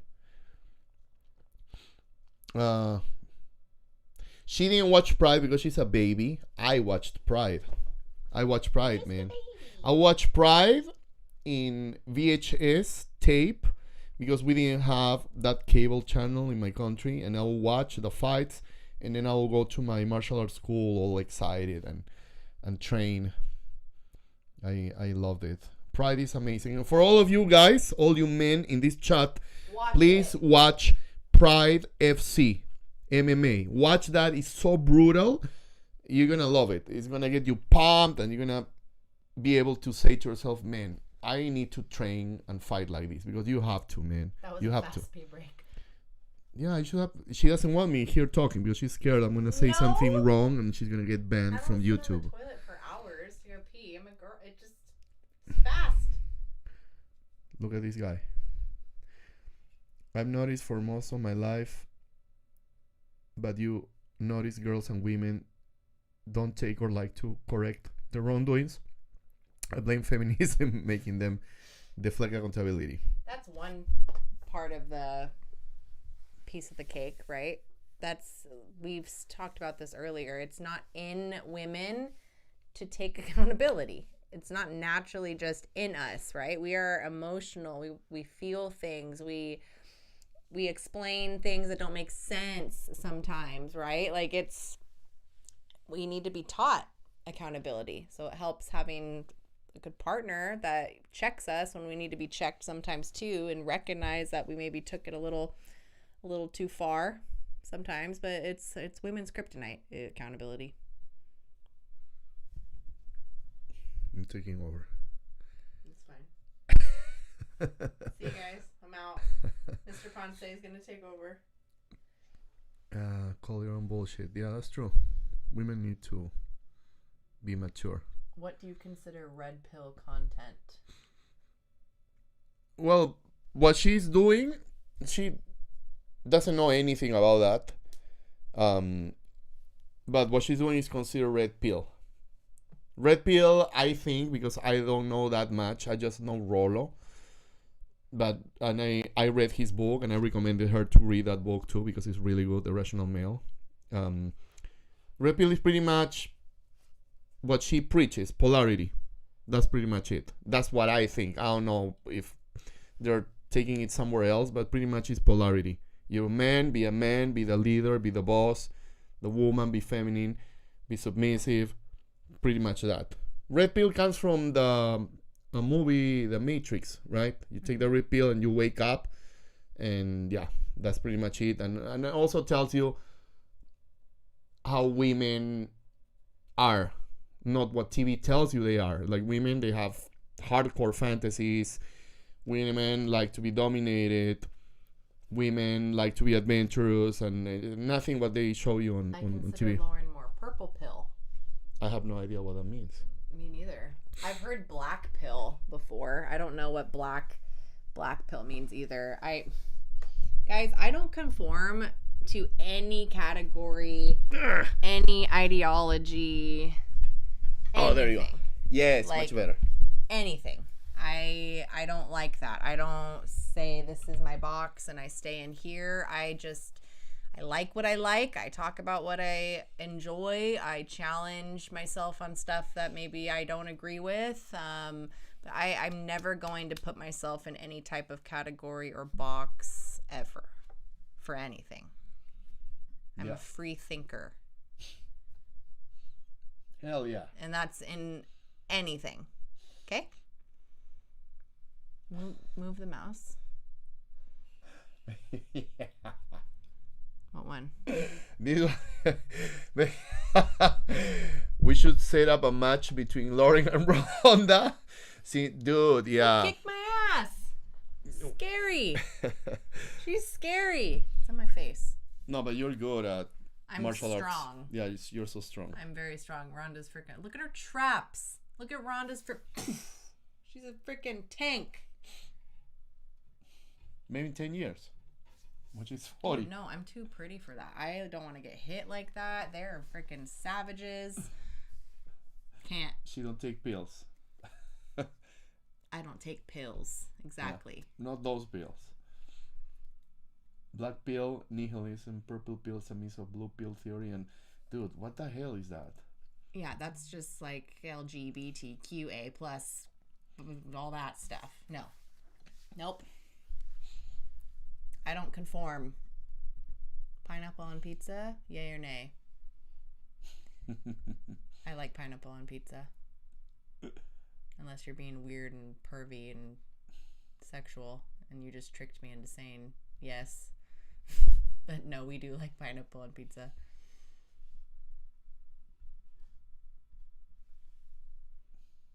I narrated Rollo's books using my real name because they've saved men from delusion.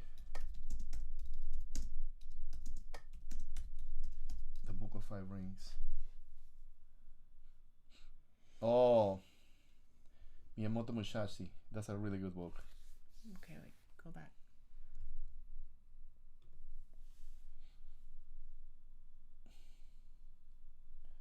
Gotta collect all of the pills.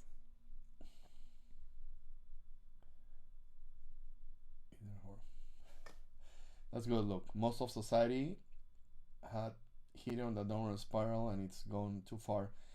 If a woman does something wrong, the default response is, oh, it's her hormones.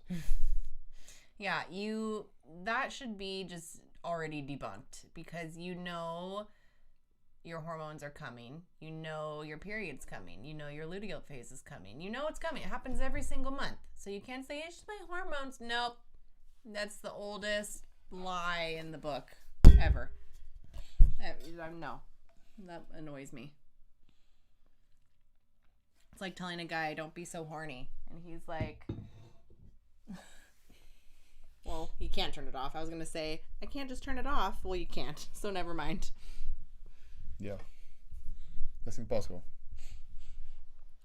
Good morning from the UK. Good morning. Let's go, UK. Save your country. UK, save your country. Don't get political. I'm sorry. No. That is my boundary. Don't get political here. You start your own channel for that. Okay. That's a good question. When did you guys have your first relationship heartbreak? In 8th grade. 8th grade, going into 9th grade. Me, I was 13, and one of my best friends ended up dating my first girlfriend, and they'll kiss in front of my face, and that would hurt me so much. I remember, and I was an idiot because I broke up with her. She was in love with me. I broke up with her, and then this idiot. Okay, nobody's eating that cake. It's gonna be me. And dude, I remember how much I regretted that. Fuck. Dude, as you were talking, I just remembered like I had so many little random heartbreaks in high school from just boys that I liked and didn't like me, or we liked each other at the wrong time, and or cheated on me. My first high school boyfriend cheated on me and made out with my friend right in front of me, and he thought I didn't see him, but I saw him. So that sucked. But it was 8th grade. That was my first little heartbreak. Read this one. So why don't women use some logic and always keep out saying it's because they're emotional and hormonal? Why don't women use some logic and always scapegoat the saying they're hormonal? Women don't run on logic. They run on emotions. Okay? So even if they know they're in the wrong, it's very hard for them to admit that. It's very hard. But at the same time, like, it takes a certain level of, I think, growth of a person, you know? Because, I mean, how many times do I say it's my hormones and then take zero accountability for things? Like, I say it's my hormones. I'm like, fuck, like, I'm about to start my period. Like, I'm being a little too much. But I can say that and not be like, well, I did that because it's my hormones and that's just is who it is. Suck it up. Like, I don't do that anymore. I used to. Australia. Hello from down under. England. I don't know why. You need to speak close to the mic. This needs to be turned. Okay. Can you hear it? Stop putting it in front of my face. Put it there. You're covering the star here. Let me change. Is Big Nose the star? Let's change. No. Let's change. Little Nose is the star. Let's change that. I'm fine.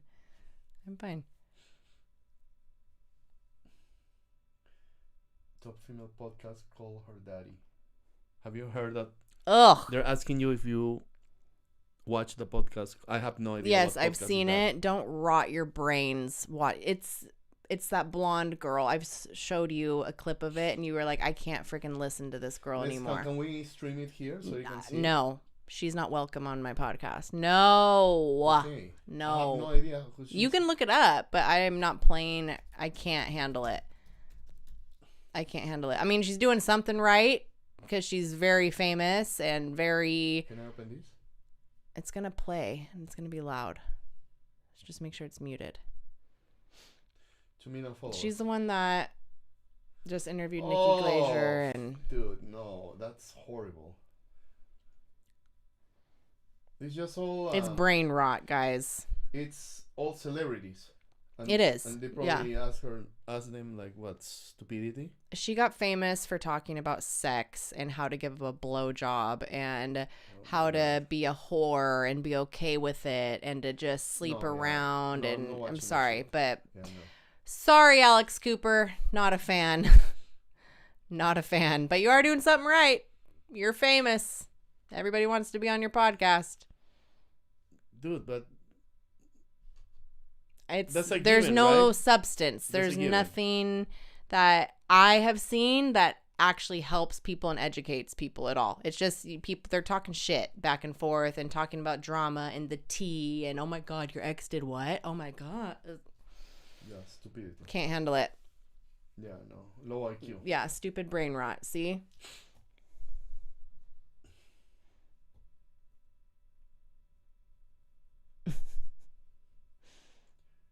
Most people have brains to rot.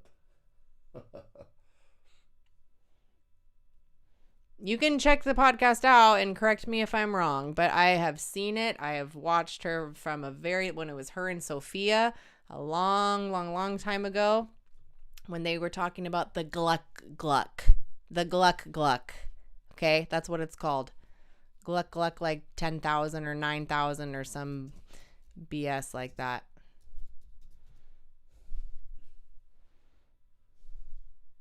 Can you go to the... Can I show them this? No, you can't on here. On the live, can you show videos? No. Yes, you can. You have a button for that, right? No? I don't know what it is, and I'm not going to figure it out right now. Oh, okay. I have no clue. Time, you have to let's pre-generate it into the thing. Videos. We're changing. Minimize that. I was researching. Yeah. And we're not using this BS platform anymore. We're done with that. We're using StreamYard. StreamYard, okay. And another software, and then you won't have problems. Okay. Because I want to watch fights with the guys. I can't. The Hawk Tua. Yeah, it's stupid girl that got famous. She disappeared, huh? Rightfully so. Like, why are you making these people famous? You're making people stupid. Answer this question. Why is marriage and dating hard for the younger generation? Oh my gosh, so many reasons.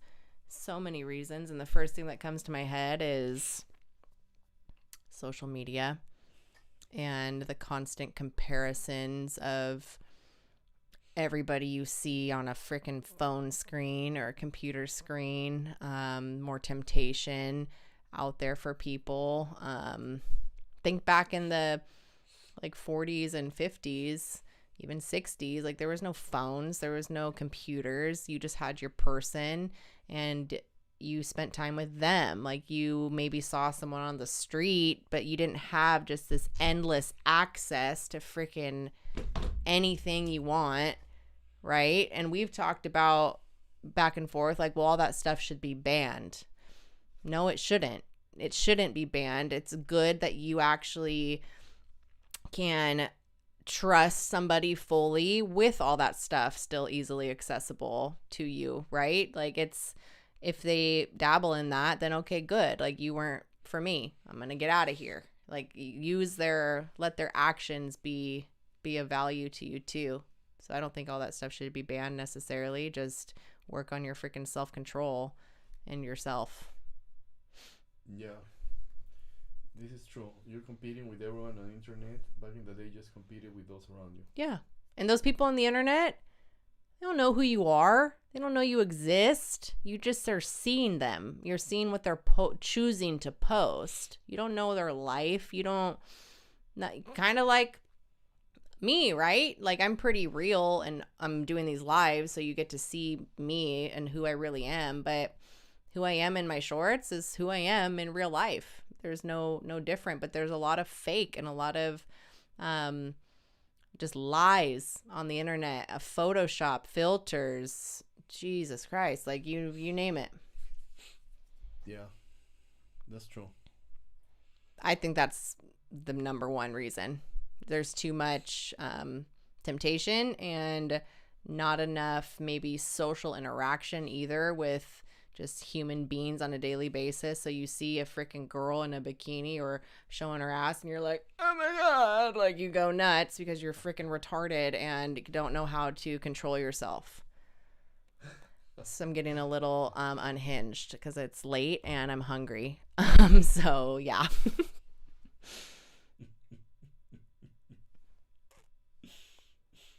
That's my thought on that. The phone doesn't just give you access to everything. It gives everything access to you. Yep.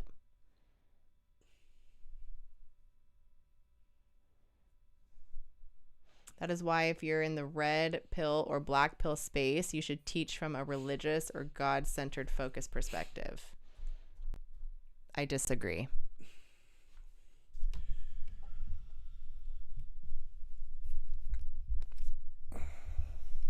So, we're getting serious. Yeah. You don't need to teach whatever you want to teach from a God-centered focus perspective. You don't have to. No. You have religious people teaching about religion. You have non-religious people teaching you about science. So you don't need to have everything scientific base or religious base or gender specific base. You don't have to have that in order for it to have value. Get what you can get from the red pill, black pill, purple pill, or white pill, or any pill you want. Extract the information that resonates with you and use it in your everyday life. Go to church or read the Bible. You don't have to agree with everything. Like, if you give me a Bible, I'm not going to agree with most of it. I'm pretty sure. There's beautiful passages in it, too. Exactly. There's some passages that I'm going to like. I'm like, oh, I like this. And then I'm going to use that. The same with Three Little Pigs and The Ugly Duck and whatever you can read. Even from content creators online. I don't have to agree with everything they say. And I'm not going to follow you. No, that's a childish mentality. He's responding to you. I listen to anyone online. I'm like, okay, I like what you're saying. I don't agree with this. So you have to pick and choose. And sometimes the people that trigger you the most are the people that probably going to awaken you the most. So getting triggered is good too. But that's what gives structure and order. That's not true. It restores order to all problems that we're going through in this world. Do you remember what the Black Ages are? The Black Ages held back civilization, and it's because it was dominated by religion. Everything had a religious lens. You were doing something, that's from the demon, we're going to burn you alive. Yeah, no, you're completely wrong. Religion will blind you. Too much of anything will blind you. For example, I was talking to Lauren, and she was telling me, man, they should ban OnlyFans, right? And I thought to myself, and like, yeah, it makes sense. But then I told her, no, they shouldn't ban it. Leave it there. But a lot of guys are getting addicted. Yeah, all the idiots are getting addicted. Yeah. Let them get addicted. I'll give you an example. If I leave my house right now, somebody offers me crack, I'm not going to smoke it. I don't care how often you offer it to me, put it in my face, I'm going to say no. So with OnlyFans, it's the same thing. Only the low IQ, weak men are going to get addicted to OnlyFans. Yeah. The rest of us, we don't. So you don't have to outlaw OnlyFans. What you have to do is teach people what are the important things worth giving their energy to. And giving them the ability to choose and be strong and say, no, I'm not watching. What's the name of that stupid show? The GoDaddy? Call Her Daddy. Yeah, Call Her Daddy. Okay. I don't watch that show. It's there. It has millions of views. Just saw 2 million. I'm not going to watch it. I don't care. Because I'm not retarded. And I'm not going to go to OnlyFans and give some stupid, tarantula woman my credit card like an idiot. I'm not doing that. I'm not spending all day watching porn like an idiot. I'm not doing that, Have I done it before? Yes. When I was young? Yes. Did I become addicted? No. I knew someone was going to say that. 90% of the stuff Lauren teaches derives from the Bible. Yeah, that's great. But it's not only the Bible. It derives from Hinduism, from Buddhism, from any kind of ancient religion. You have to understand that it's all connected. Mm-hmm. Everything is connected. What you find in the Bible, you're going to find in some other ancient book and more, So it's just ancient knowledge that different people have converted, in my opinion, to a religion in order to manipulate humanity. But in reality, everything comes from the same source, right? Be kind to one another. Don't kill anyone just because. Control your impulses. Be more spiritual. Like every single religion is going to tell you that. There are religions older than Christianity. Yeah, that's true.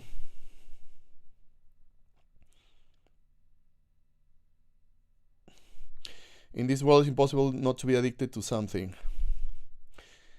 I have addicted personality. You know what I'm addicted to? Getting better. Working, training, reading, sex sometimes. That's why she's happy. I'm addicted to music. Like, you understand? Yeah, pick your addiction. It's okay. As long as it's not destructive, then all right. The most successful men in this planet are addicted to what they do. That's why they're successful.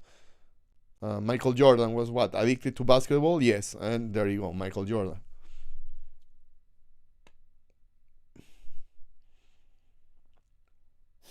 This religion shit woke everyone up. Always. Yeah, because the funny thing about religion is like, no, my religion is the true religion, and my God is the true God, and yours is wrong. And the other guy says, no, my God is the real God, and yours is wrong, and it's just stupid. That's really stupid. Like, none of you know anything. You don't even know yourself, and you're gonna know God, and you're gonna know how this world was made. No, just be humble. You don't know shit. Have Nobody your knows. faith. Do your thing. It's okay. Like, we do not care what you believe in, how you think. Just be open to other people's perspectives too. It's not, you have no clue what is right and what is wrong and what is true and what is not. Like, how can we? How can we? I'm sorry, but that's as much as I'm talking about religion or politics. I don't like talking about it. Yeah, it's controversial.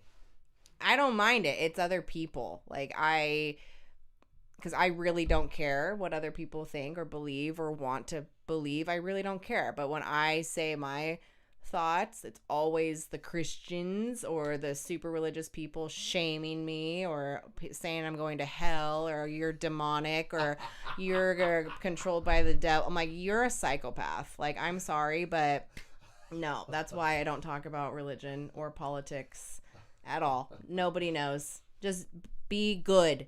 Be a good person. Give back to the world somehow.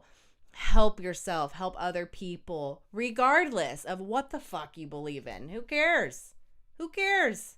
Just be good. We are all humans. We're all connected somehow. Nobody knows what is going to happen. And I think that is pretty damn fascinating and pretty cool. That's just me. Yeah. No, but as long as it helps you in your life, then do whatever you want, man. Like, I've seen it personally in my family and friends. It saves people. It saves them. It makes them feel good. It gives them a sense of purpose, a community. There's nothing wrong with that. God is inside of you. God is in you, not in a freaking church, not in a sermon, not in some cathedral, even though they're beautiful. No, God lives within you. Your faith is your faith. You don't need to share that with the world or feel like you need to be in some community just because. Like, no, do it for you because you want to do it and it makes you feel good and it makes you a better person. That's it. Believe whatever the frick you want to believe. I talk to so many different people of all cultures, religions, and I think it is damn fascinating how different we are, how different we think, what we believe in. It's cool. That's it. It's cool. Do your thing. Just be good. Be a good person and work on yourself and improve yourself and help the world somehow. I don't give a shit what you believe in or who you like, where you live. I don't care. There's good people in the world. There's bad people in the world. There's good people in every race. There's bad people in every race. There's good people in every religion. There's bad people in every religion. That's just it. Let it be. Get on with your life. We're all going to die one day.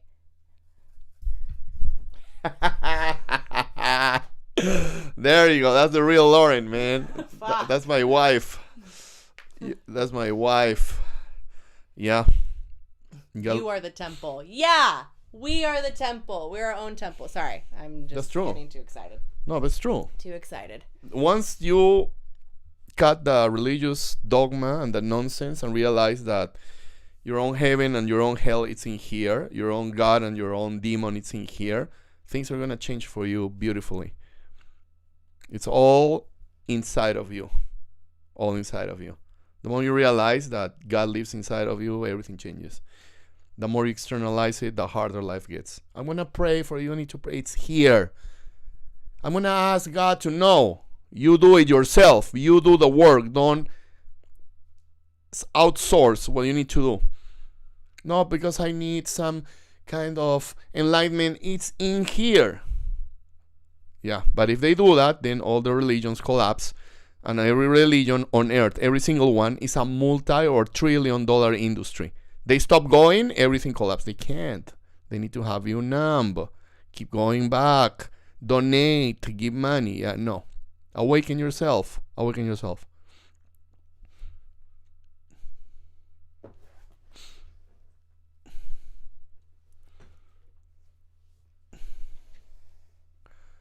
Yeah.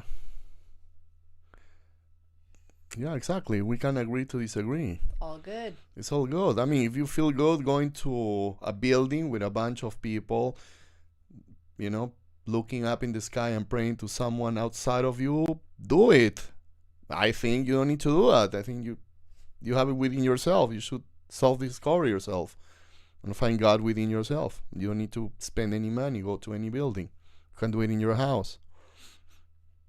That's the cool thing, that we can debate. We can have different opinions, you know, and you're like, wow, they're like crazy, but they have good advice. Yeah, you know. Someone says there is no God. And he might be right, because maybe there's gods, right? We don't know. I don't know. Nobody knows.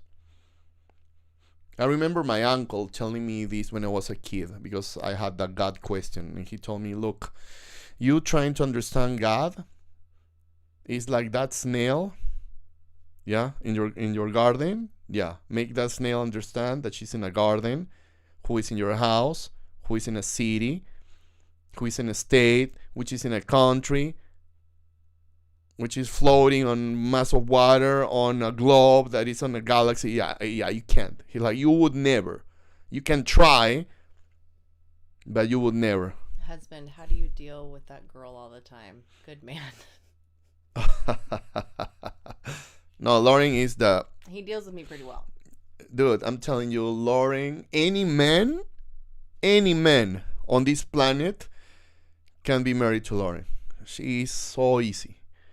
So her mother is the same way.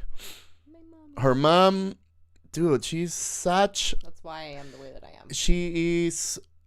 Your mom doesn't have a mean bone. She's like a little butterfly, her mom. Fairy in the world. A little fairy, oblivious to the dangers of the world, but she's super sweet. Like, she's the best. I tell her that, I'm like, dude, you got lucky with that girl. You won the lottery. He's like, well, she's no peach. No. You are wrong.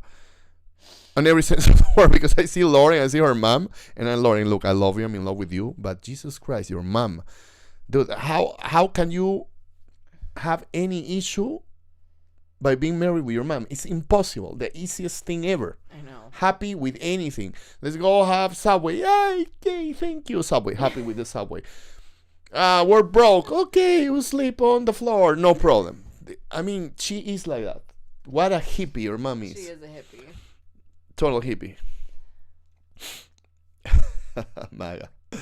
Husband, how do you deal with a girl all the time? Yeah, because she's amazing. What do you guys think about folks saying a marriage without God won't work? That's not true. That is not true, because I'm going to tell you something, yeah? Even, let's say that, for the sake of arguing, that God exists no matter what. Even the people who say that they don't believe, they still have God within themselves. And that heavenly particle is going to make the relationship work.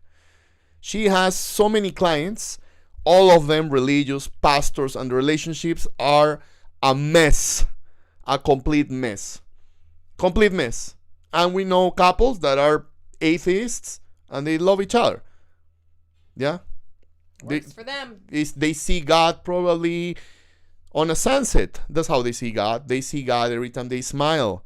God is everywhere, right? It's a very interesting topic of discussion. You can speak about this for days. It's very interesting. Protect her at all costs. Yeah. He does. Unless you worship the devil, because that's wild. Yeah, those people are lost, man. They're lost. They're lost. You're worshipping what? Like some red horned devil? Are you kidding me? You're welcome. Surprised OJ Simpson face. He said, appreciate you guys for at least reading the comments and being able to have discussion talks and debates. You guys are awesome. Thank you. Appreciate it. I remember a time of my life when I fought with religion, yeah, because I experienced horrible things from Catholic Church. And one day I went surfing with my friends to this beach that was a desert. Nobody was there. And I felt something so powerful inside of me. And me, the atheist me, said, man, I felt God for the first time in my life. You know, isn't that crazy? Isn't that crazy? Okay, no more religion talk.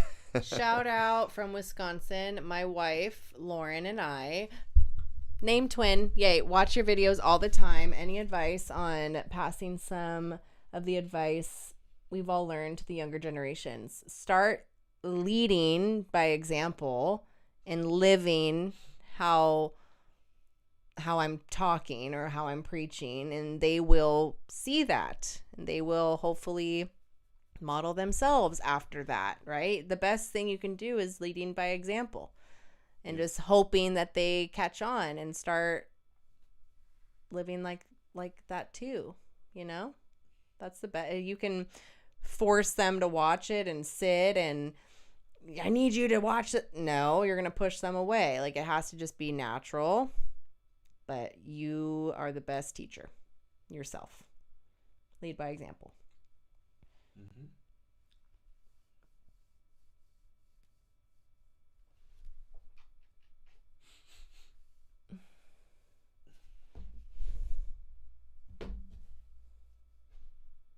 Hey, your call.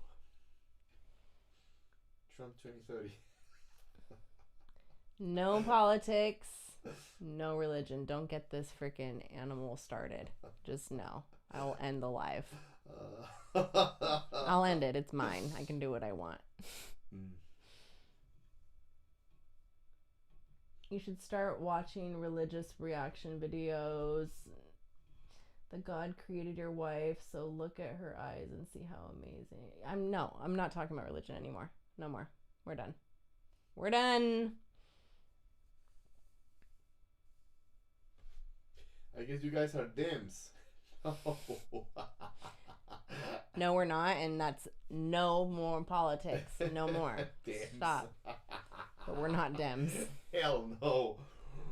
Don't say anymore. Hell no. Our young ones are 10 and 8, so we're doing our best to lead by example so far. So good, we think. Beautiful. Good. They will listen to and follow how you are acting and how you are living your life. It's like when you grow up in a home full of addicts. You think you're magically just not going to be one. It's going to be really damn hard for you not to be. You're most likely going to go down that path, right? It's like a family full of athletes. Are you going to be more nerdy or book smart? Odds are most likely not, because that's not how you were raised. But you might, right? Just keep doing it and keep teaching them and educating them based on how you live your life. Kids are smart. They soak up everything that you're doing. Everything. The good, the bad, and the ugly. Everything. 1:30 a.m. My gosh, you guys are killers. My crush rejected me. I miss her. That's life, my friend. You'll have another crush. Yeah, move Tell him. on. It's Tell all him. good. Tell him he's gonna have another crush. You will have another crush. And It's then, fine. And then. And then more. And then another And then one. more. And then another one. Don't get hung up on just one. Yeah. Don't get hung up on it. I miss her. What can I do? Don't be desperate. Don't be needy. Learn about why maybe it's hurting you so bad. It's okay. There's going to be more chances for you. Don't worry. I have advice for you. Yeah. That pain that you're feeling, yeah, because she was everything that you wanted in a woman and then she rejected you. Hurts. Embrace it.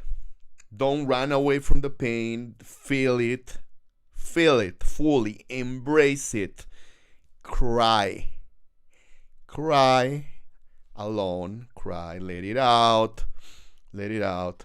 And after that, get upset. Get mad. How you dare? Me, the king. You're rejecting the king? Your loss. Your loss. I'm going to show you what you lost. And you know what you do? You get better. That pain is the feeling like a crackhead addict having withdrawals. Yeah. Go to the gym, train, get stronger, dress better, be smarter, be smoother, read more books, learn how to flirt, like evolve. Every heartbreak that I experience, I use it as a catalyst for growth. So I think every rejection, every traumatized event, every single thing that hurt me, I thank it because it made me the man that I am today, and I continue getting better, and that's why I have her. It's true. People don't want to feel the pain. You have to feel the pain. Gotta feel it and you gotta sit with it. You gotta work through it. It's nice. Live out there. I so glad I moved where the alignment works. He left California. That's good. I mean, California kind of sucks, but where we live in a magical world.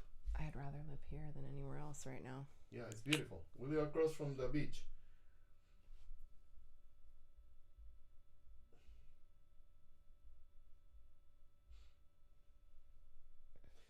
Okay, I want to give him advice to Steve Point.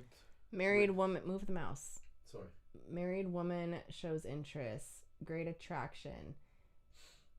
The silent I get, the more she will poke, but never becomes concrete. She's married.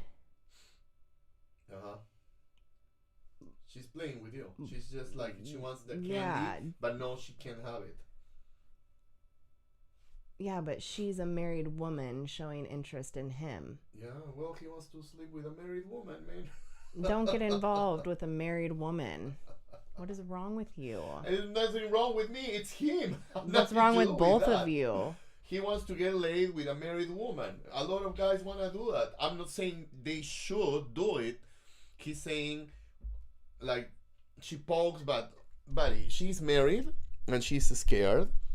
And she wants to feel the thrill of the play, of the attraction, of, you know, of the moment of, oh, this is wrong, but I like this guy. So she's flirting with you to feel that, get excited, and then bang, her husband. Maybe she's banging her husband. Maybe she's not. Maybe she's playing with herself. Maybe their relationship is not going to work. I don't know. But that's why she's not committing to you. If you want her to commit, here's my advice. Don't pursue her anymore. Ghost her. And if she really wants you, she's going to go and tell you, you know what, I want to sleep with you, and she's going to make it happen. When a woman wants something, she'll make it happen. But don't be the instigator. You know, she's a married woman, right? Unless you're a piece of shit. If you're a piece of shit, then do whatever you want. But, I mean, I don't recommend it because the husband then finds out, gets a gun, and and just shoots you. You never know. You never know. Some guys that I know got in with married women and had a blast, and it was amazing. The sex was amazing, great. But I also heard stories, and they're true stories, where the husband found out, lost his marbles, came to the guy's house, to the job, broke the door, some guy's being shot. Like, dude, I'm telling you, it's gnarly. So, yeah, my 2 cents. Next question. Next question.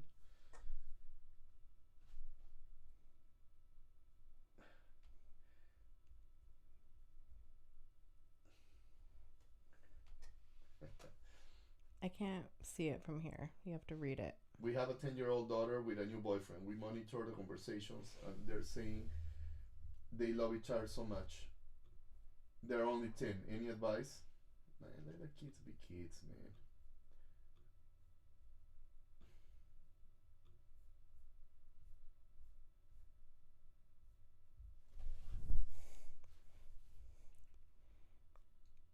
Yeah, answer. 10 years old, one, they don't know what love is. Just let them be young and dumb and in love. Just let them experience it. Just make sure they're being freaking safe. I mean, 10. Gosh, I didn't think about boys when I was like that when I was 10. Times have changed. My gosh.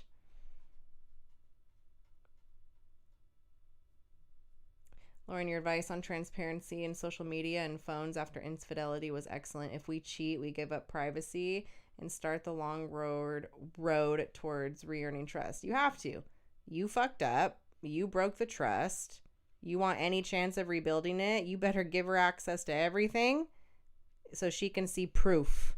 Because you did it. You screwed up. So now you have to deal with the repercussions of it if you decide to stay. If she decides that you want to do that.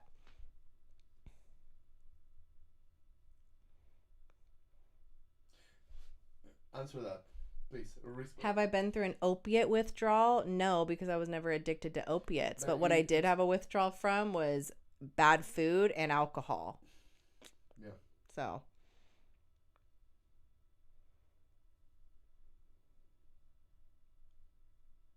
Go up a little bit. Okay. Don't get married, stay single. Do your thing, man. Plenty of single women out there, bro. Yeah, don't get involved with a married woman. Like, you're a dummy if you decide to do that because she's a married woman. You already know that it's starting off rocky with a shit ton of red flags. But you want to be the one that maybe doesn't get involved in it too much. But you will. You will. But maybe he just wants to get laid. And he knows that she's married, so he doesn't have to deal with her. You will deal with her, dude. You will deal with her. You think you're just going to have sex with her once and she's going to leave you alone? Okay. You're hilarious. You're hilarious. I'm asking you. Or some guys think it's cool because, look at me. I can get a married girl. You're not cool. You're not cool. Sorry, you think you're cool, but you're not. Oh my gosh, but the sex is just so good and so crazy, and we're being sneaky, and I know the friend too, and wait. You're not cool. If the husband finds out, I don't care how good the sex is or how fun it is. No, you're stupid.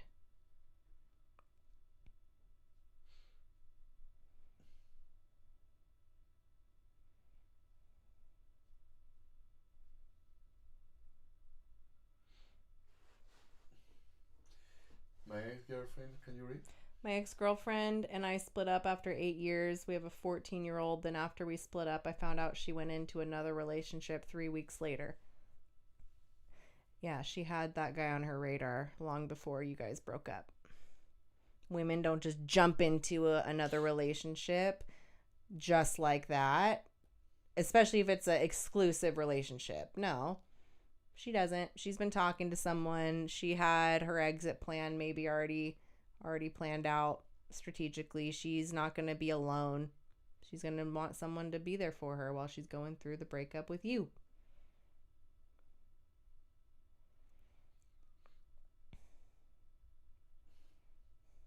People are going to do what they're going to do. Isn't your job to save somebody? Yep. You can't control anybody. You can't. All you can control is yourself, what you decide to do with your life, your actions, reactions, what you choose to say, how you choose to think, regardless of other people. Jesus Christ, this guy keeps posting the same thing. You're gonna annoy me. We answered your question. Stop being so desperate. You're going to be okay. Go work on yourself and your mindset and your self-confidence. You will be fine. Do you think a lot of women have rosters even when they're dating? Have you heard the term hypergamy? If you haven't, look it up. Explain, but just, yeah. I'm tired. I'm hungry. Let's go eat. It's almost been 4 hours. Women don't care about your struggles. They hang out at the finish line, pick the winner. Yep. Brutal, right? Brutal. Brutal truth. All women have rosters. Yeah. Yes, they have their options. They know. They have their orbiters. What? Why are you pointing at me? Do you? Yes. Options better than you? Honey, I didn't say better. I said options. A shit ton. I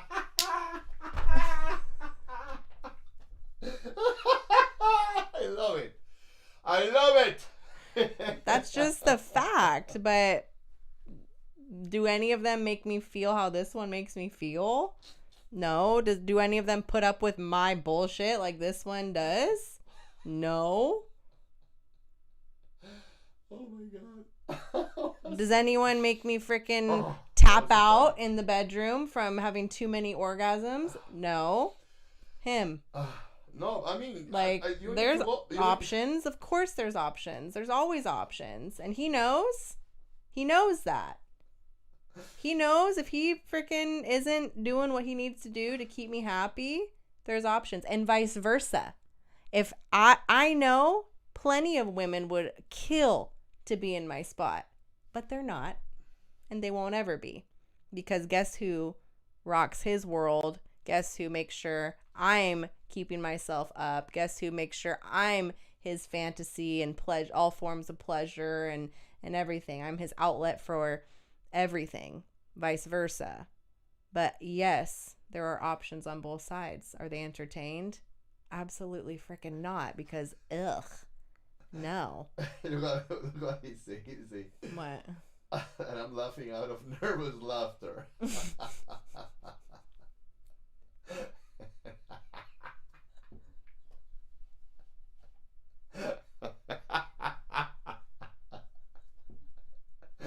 That's funny. The dot. Laughing out of nervous laughter.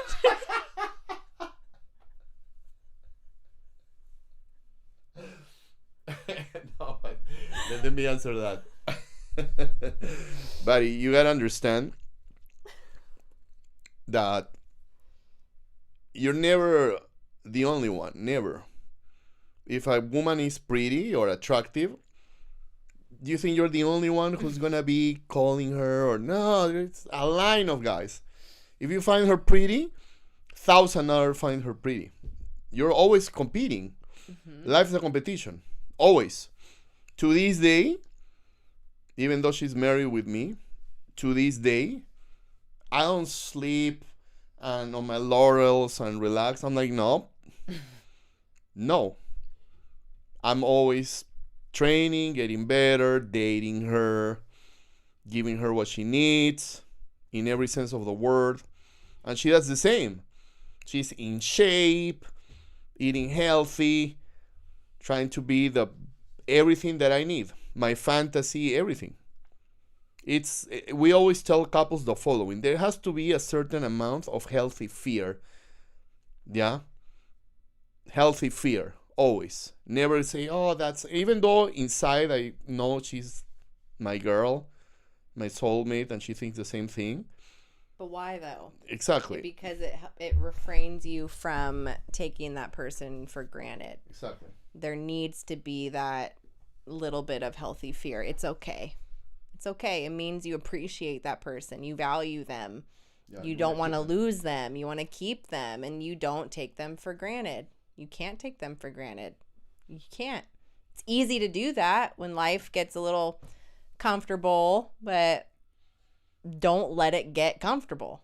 You can't let it get there. That's how it starts, is by just complacency and just doing the same shit over and over again. Like, no, don't do that. Always date each other. Go do fun things. Go do exciting things. Go do new things. Try new things. Talk. Be vulnerable. Get the shit inside of you out that you wouldn't tell anybody but your person, because you trust them so much, and give them a chance to choose all of you. Just give them a chance.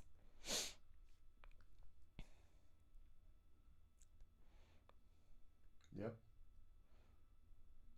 Go down. Is that all of it? Yeah. Go up a little bit. Think twice if you're in danger. That's so funny. That's funny. No, go up. More.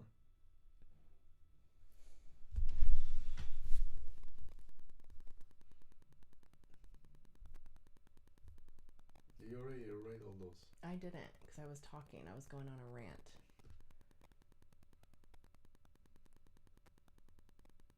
All right, guys, I'm getting tired. And I need to get my beauty sleep if you want me to keep doing this. Yeah. I am tired. Remember, subscribe, like, share, comment. Anything you can helps, guys. I appreciate all of you for tuning in. It was a fun one. This was a good one. It's going to be recorded so you can rewatch it too with timestamps of stuff. But every Thursday, 7 p.m., we're going live. So, yeah. Have a good evening. So long from Southern California, and we'll see you next week. Stay tuned on my stories for the topic of what we're going to talk about, guys. I might do a little poll asking you what you want me to talk about. Maybe I'll just pick one. I don't know yet, but I love you all. Thank you all for the donations, and I appreciate all of your support from day one. So thank you. Love you all. And we'll see you later. What do I press? You press stop streaming. Bye.